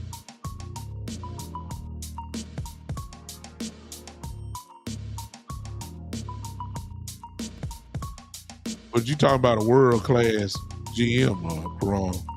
Presti is great in basketball. He's great. I believe he's a Hall of Fame general manager. He ain't won a championship yet, but I'm saying Presti, when you look at the talent that the Thunder have had over the last, since they existed, he's a Hall of Fame, borderline Hall of Fame GM. If he win a championship, he's in. He's been that good. When you look at the young talent that the Oklahoma City Thunder have done, that's where you go. So I get what you're saying. Will McClay is that guy. He's not the issue. The issue is exactly what B. Bird just said. This is the problem with the Cowboys right here. And I will add to what B. Bird just said. It's not alone. It's really, that is the problem, what he said. But here's the bigger issue. The bigger issue is the mentality of free agency and trades that the Cowboys do. Free agency, the mentality is they sign free agents, but it's on day 10 of free agency. They believe in depth. They don't want impact. They pass up on impact all the time. They don't do trades. Now, I will give them credit for the Gilmore trade. I will give them credit for the Amari Cooper trade. But look how long, look at that. Look how long that is. I just said it too. I give them credit for Cooks. I give them a little credit for Cooks. Cooks was a good trade when we first happened. But that's far and few between. Why is that? Because they love their picks. They value picks. The world champion Eagles don't care nothing about no picks. When Brady won the Super Bowl with Tampa, they don't care about no picks. You know the Rams, just a few years ago when they won the championship, they risked it all. They don't care nothing about no picks. See, the mentality is messed up. It's exactly, Jay. I was just about to say it. Me and you on the same page. It's the mentality. The mentality was, okay, you're going against the 49ers in the playoffs 2 years in a row. And at the time, you're going out with finesse Kellen Moore going against a bully defense. And you didn't change the philosophy. You was finessed. That's a Jared Stevens problem. Why? Because for years we said get rid of Kellen Moore. You kept him. You're not going, we said Kellen Moore's style will not beat a San Francisco 49er team. They will not beat them because they're too physical. We going out here, Kellen Moore will give up on the running game. Have Dak Prescott throw the ball 50 times. You ain't going to beat the 49ers like that. We've been saying, we said it. Then you finally get rid of it. The mentality with the coaches that you hired or keep is what messes up. Why is everybody so happy about this group? Because it seems like it's about to be physical. That's what it seems like. That's what we've been begging for forever. The mentality of free agents is messed up. We've been needing a D tackle for 20 years. They steadily try to band-aid their way with a defensive tackle, and every offseason, we saying the same thing. We need to stop the run. We need to stop the run. Here's what the problem is then. Good Lord. You done passed up on all these dogs, potential dogs you could have got, or a defensive tackle. It don't take this long to fix the problem. The mentality is messed up. I agree 100% with B-Bird. It is the mentality of free agency that we have. The mentality of trades. That's what's messing us up. It ain't Will McClay. I got a super chat here again. Thank you, Terry. Terry say, what is the position we draft in the first three to make the most impact? It's kind of hard to say that because we got to see what's on the board. We don't know who gonna move up. I know we're gonna have choices at 12. I believe that. We're gonna have real choices. We're gonna have real choices at all of them, but at 12 in the first round, we really gonna have choices. It just depends on then who they gonna have higher ranked on the board. That's the question. See, I don't know who's gonna be there. I know a couple names that is there's in there that is there at 12 if they're there. If I see McMillan at 12, if I see Genty at 12, if I see, you got choices there. If I see McMillan there, I ain't talking about Burton. I ain't talking about Iboka. I ain't talking about that. I ain't waiting for no second round. Get a wide receiver. If I see McMillan there, bam. Turn the card in. Record time. All right. I'm just throwing it out. If I see Genty there, we got to have a real discussion. Might be, and the only reason why we're having a real discussion there because there are some real good running backs later on down the line. I will admit that. But if we got Genty staring us in our face, we got to have a discussion now. My argument is I want the best. And if everybody's saying Genty is the best, then I want Genty. We got to have a discussion. And you got to make sure I get Hampton or Johnson or whoever. It's more running backs even than that. But you got to make sure. Because, see, we ain't signed Rico yet. See what I'm saying? Well, I mean, right now, the only two running backs we got is Lemke and Deuce Vaughn. So even if you pass up on Genty, and if you can't get Hampton, are you telling me that I'm going to go on the round? We're going to wait till the 5th round? Even though there's some good running backs, we got to have running backs. Somebody going to say, well, you draft one of those rookies, you go get a vet. Well, who's the vet? Who's the vet? I don't... See, no. I'm just saying. I got to see who's there. It's kind of hard to predict, Terry. I got to see who's there. Once I see who's there at 12, I be going on and say, okay, yeah, this the guy. We need to get this guy. There's going to be some team that going to move up because we ain't the only person that like Genty. We not the only person that like McMillan. We're not the only person that like Hampton and Caleb Johnson. That, just because we love them, there are 32 teams. They like them too. And somebody's going to get desperate enough to make a move. See what I'm saying? I know the Cowboys ain't gonna move up, but I'm saying there gonna be some teams that gonna want to move up and get ahead of us. I don't like the 49ers in front of us. See, we all know if they weren't here, if they weren't injured, good and well the 49ers would have been in the playoffs. They just caught they were injuries. I'm just saying, like, come on now. And they drafting 11. I mean, the rich gonna get richer. Let's just say the 49ers remain somewhat healthy. Good Lord. You ain't drafting 11, you just making the rich richer. The 49ers gonna be a problem if they stay healthy. What? Let me show you this. Watch this. Just to prove my point. Watch this. 49ers have a great offensive line, right? They do.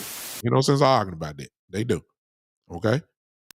They're drafting 11, right? What if the report comes out that Christian McCaffrey will never be the same? You don't think that Ashton Jeanty with the 49ers will be a problem? If you say no, you're crazy.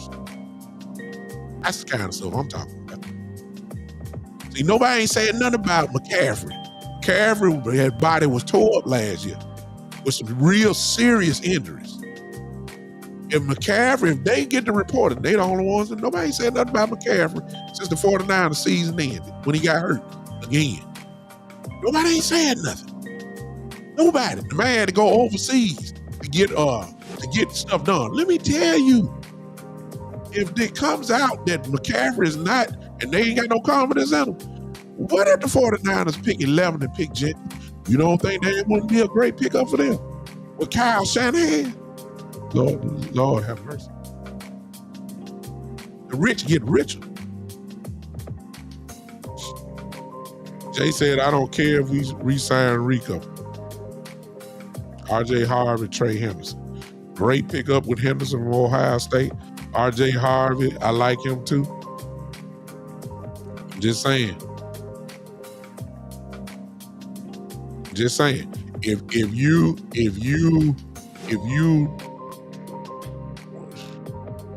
really trying to word this right. If you are, I need for sure, guys. I don't want question mark. I don't. See what I'm saying? See, the Bears are picking at 10. To be honest with you, I think Jeanty going to the Bears. I'm serious. I don't think he's gonna last there. You got to give Williams a running game. I wouldn't be surprised if Jeanty go 10 to the Bears. Seriously. They got the receivers. They got the quarterback. No way, Joe. Nick Chubb. If y'all talking about injured players, no, sir. 2 ACLs? No. I don't want a guy that's only going to give me 6 or 7 games. I might as well draft a running back. Take a chance on the rookie and Chubb. I know what Chubb represents.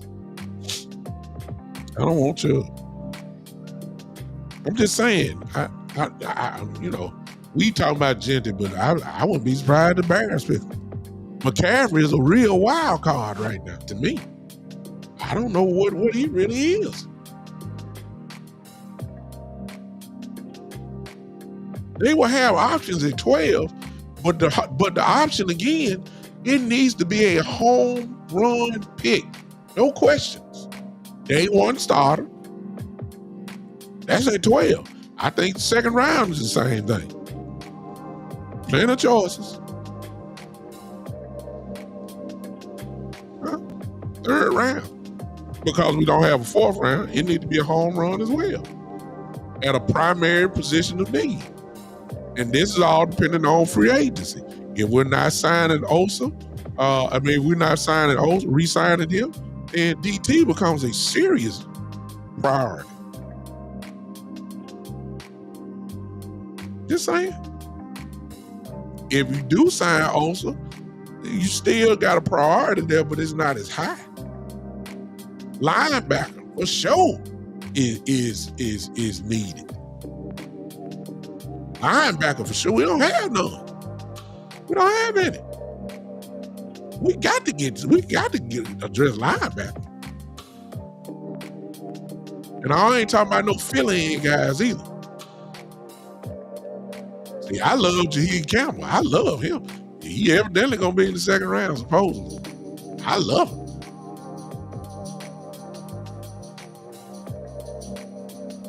I mean, but look, Jay, look at what you're saying. Look at that. Any one of those names, Jay Brown, that you just put up, you put them with the 49ers. That is the rich getting richer. The only thing that stopped the 49ers last year was injuries. That's it. You add either one of them to the 49ers and they can stay somewhere else. Lord have mercy. Huh? See? The 49ers are right back in it. That's the team that I don't want in front of me at all. I don't want them to get richer. Everybody talking about Philadelphia and Washington. If the 49ers are healthy, throw them in the mix. Throw them in the mix immediately. I don't have time.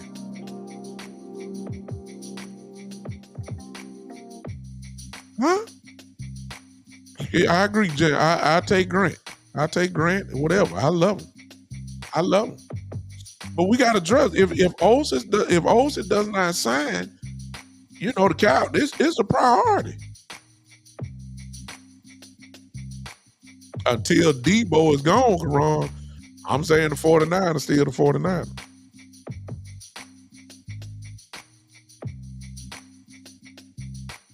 So you always get all these guys like Myles Garrett, who's saying he won't out. It end up still being right there. A lot of them just trying to draw money, some more money. Debo, Debo is more than a ball player. He was just injured last year. You put Debo healthy, good Lord. Come on now.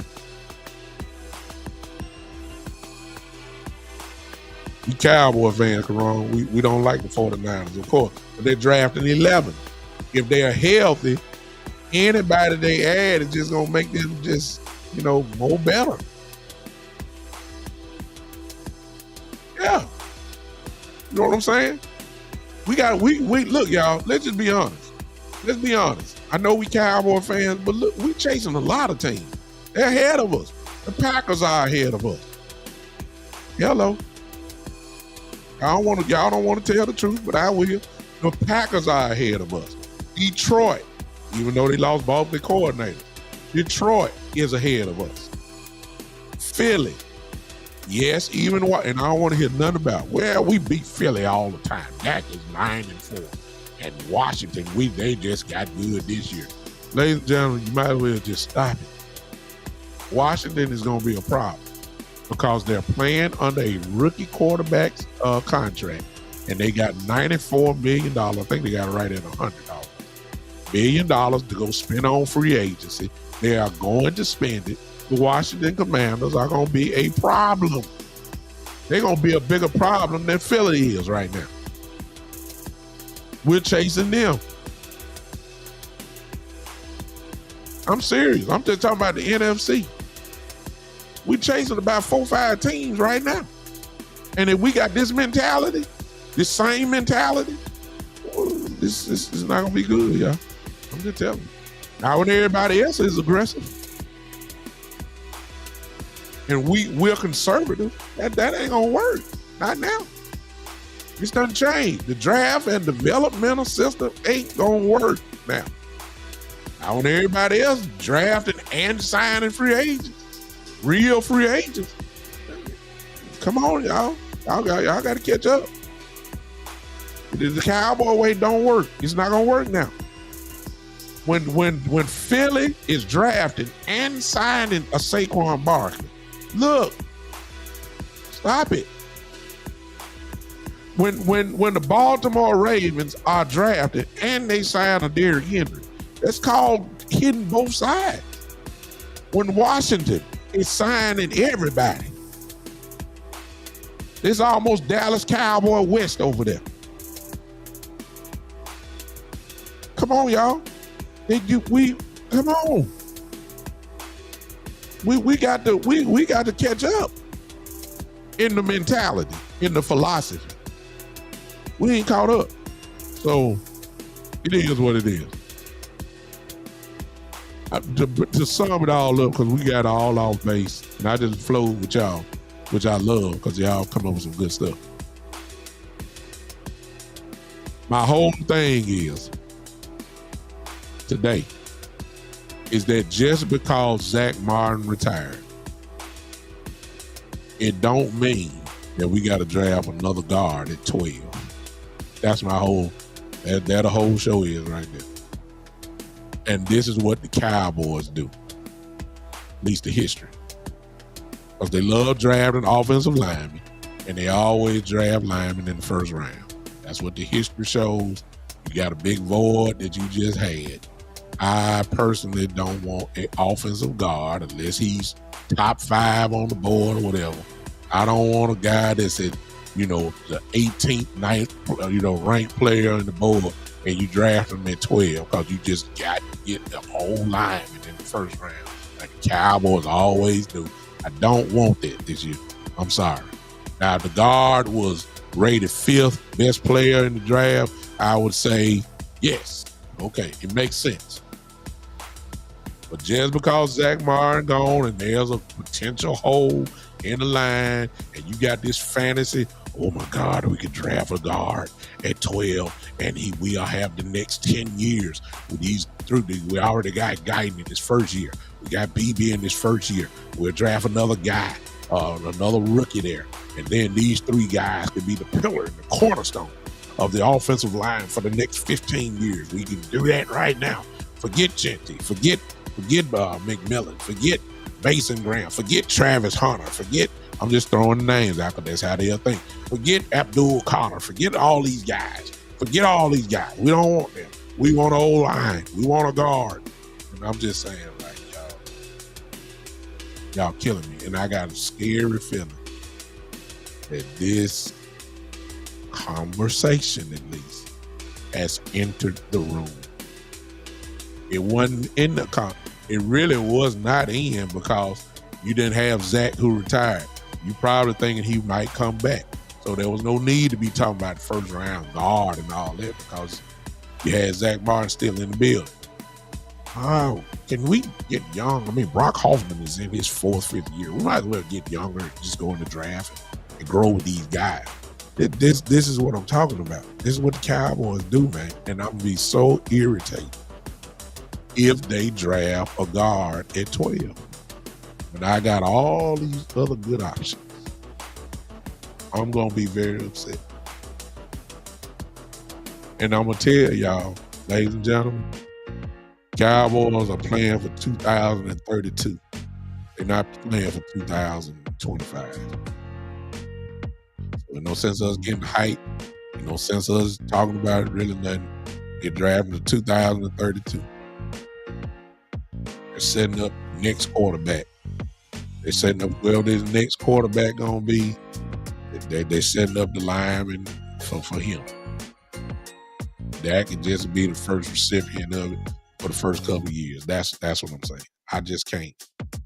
I won't get excited at all. I don't care who you give me after that. I don't care. Now, when I got an impact guy in the first round, you don't get a chance to draft. The reason why the Cowboys don't draft this high is because they've consistently been pretty decent.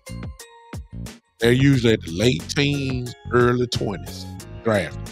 That's when that best player available start coming out. When you're at 12, you got choices. And you need to hit a home run. You ain't hitting too many home runs from 19 to 24. Not. You're getting a real good ball player. But I'm talking about home run hitters. At 12, you can get that. And I want them to take advantage of drafting so high in the draft. Because the Cowboys, if they were healthy, I don't think we would have been drafted at 12 last year. 12 this year. If they would have been healthy, they would not have been drafting this high. So we only got a few chances.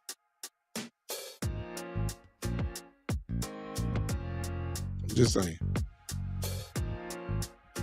We got to get home run guys. You ain't gonna get a home run every pick this year. I don't care because we got 3 picks in the 5th round. Okay, that's fine. Will the 5th rounders even make the team? See what I'm saying?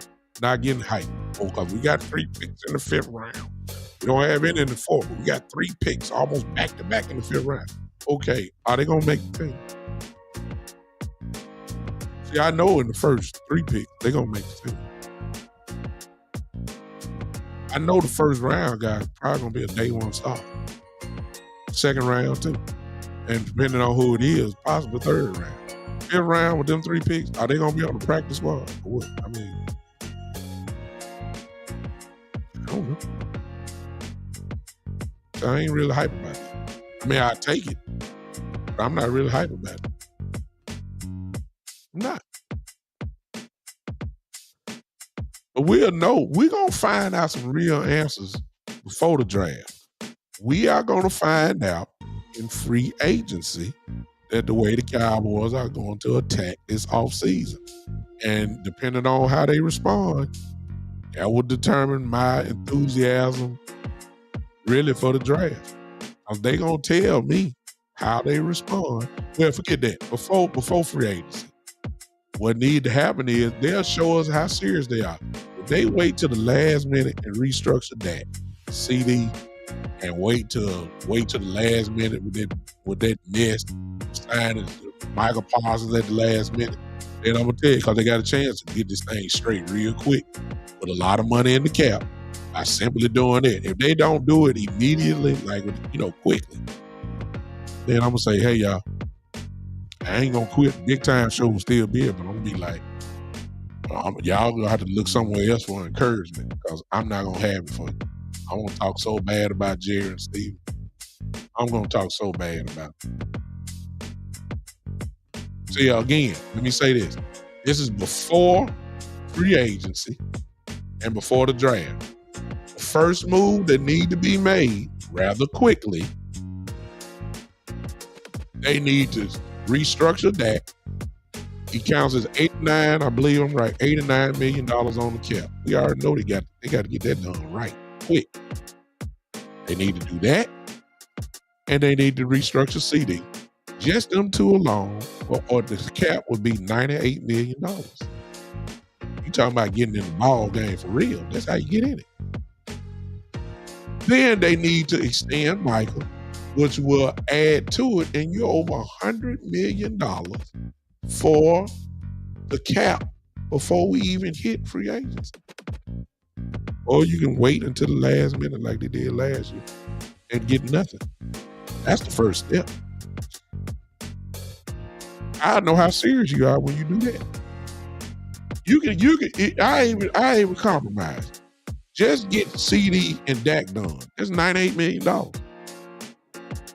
If you want to play the game with Michael Parsons, then have at it. But you better get Dak and CD restructured. That'll tell me all I need to know. How serious they really are. Other than that, we just gonna be on here talking. All my podcast brothers, all my content creating brothers and sisters is out here. We just gonna be talking. Until they get that done, then I know how serious they are. Exactly. That's all I need to see. Then I'm gonna get excited for the draft. I say, okay, now we might be on to something here. Because they may be wanting to clear the money up so they can get into the free agent game here.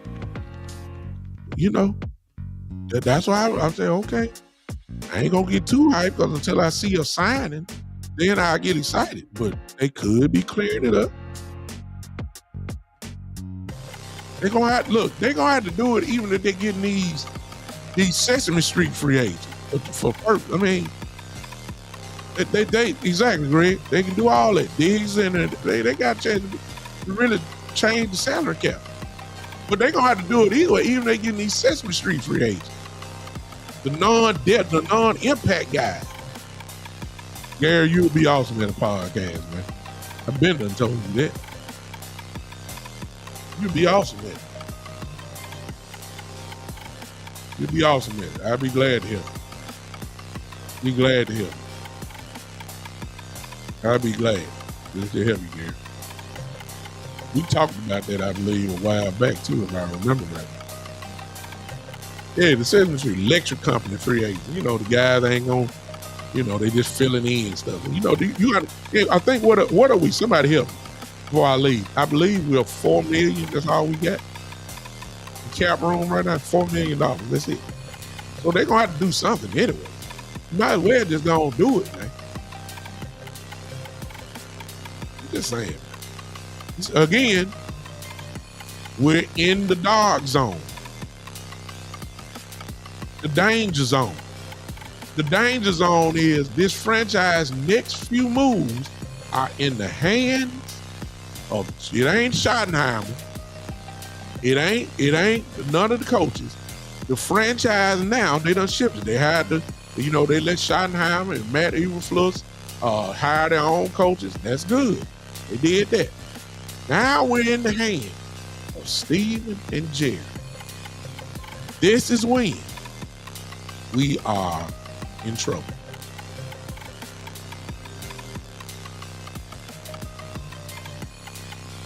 Unless they change. But this is the part. See, when we get to the draft, that's in Will McClay's hands. We do good there. This is the period where the Cowboys lose the season. Seriously.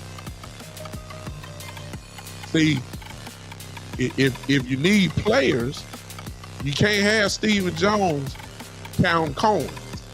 You can't do it. Because, see, you don't want the dogs. You want to get cheap. Remember what they said now. This is why I ain't got no hope in them. Let me tell y'all something. Let me tell you something. What did Steven say? Or Jerry? Both of them said it. This is what they said, y'all. Now close with this. They said, why would we pay one guy this amount of money when we can get 3 guys for the same price? That is the mentality of the Dallas Cowboys front office. Karan, you say you got to change the culture? That started with that. Y'all heard it. This is why we can't compete. Jerry and Steven said, why would we pay one guy this amount of money when we can get 3 guys for the same price? That means you're visiting the Sesame Street free agent department. If you're in a car show, you bypass the front floor where all the Rolls Royces are. You saying you don't even look at them. You say, hey man, y'all got these other cars back here. Let me know what a Honda Accord is. We have Mercedes and Rolls Royces and Range Rovers right here. I don't want to see that. I want to see these Honda Accord. Now, where y'all Kias at? Where y'all Kias at? Huh? That's what I want to see. If y'all drive that, I'm not knocking. I'm just trying to give you an analogy. Well, sir, you're bypassing. Don't you see these Rolls Royces here? Don't you see these Rolls Royce free agents here? Team guys that can immediately help you and you can afford them. Do you see these guys here? No, man, I don't want to see that, man. How much is Rolls Royce talking about? Let me show you. It costs $50,000. Man, carry me to this back here with these Kias and these Honda Accords. And how much they cost? They cost $15,000. Well, you see, you can add up. I can buy 3 of them and get what you got for this Rolls Royce here. That's what I want. That's what Steven be saying. You don't even look at them. Give me the Honda Accords. Give me the Kias.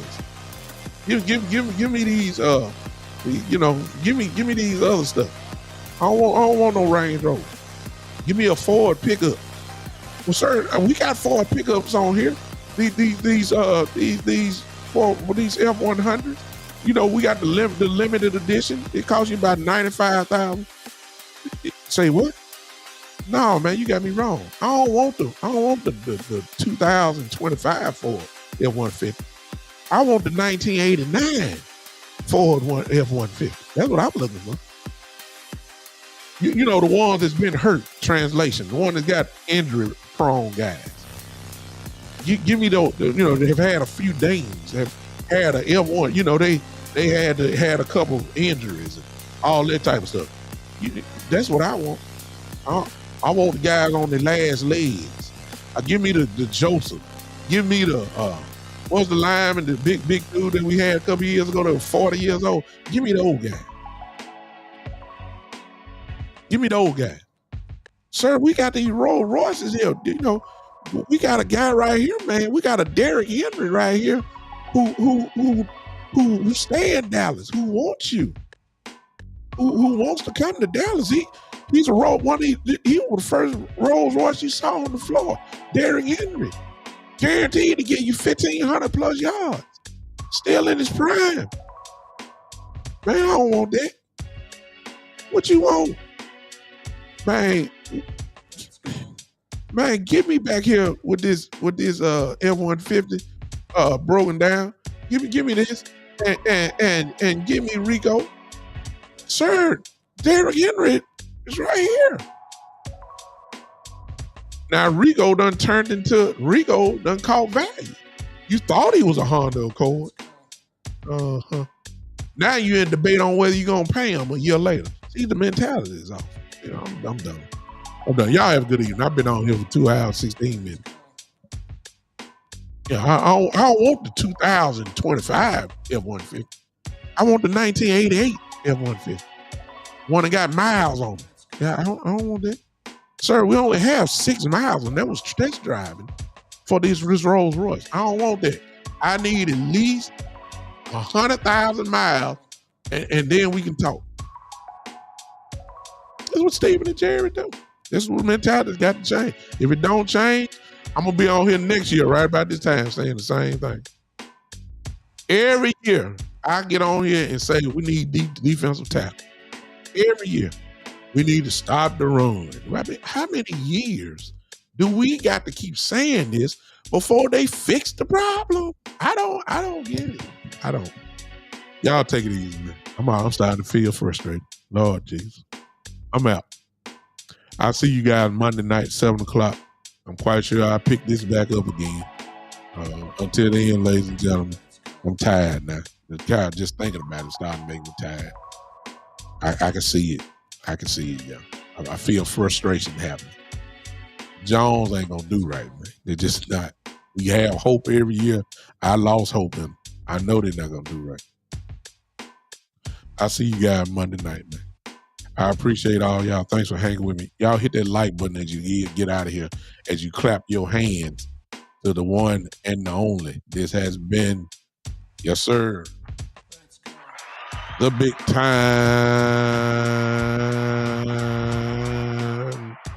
Show.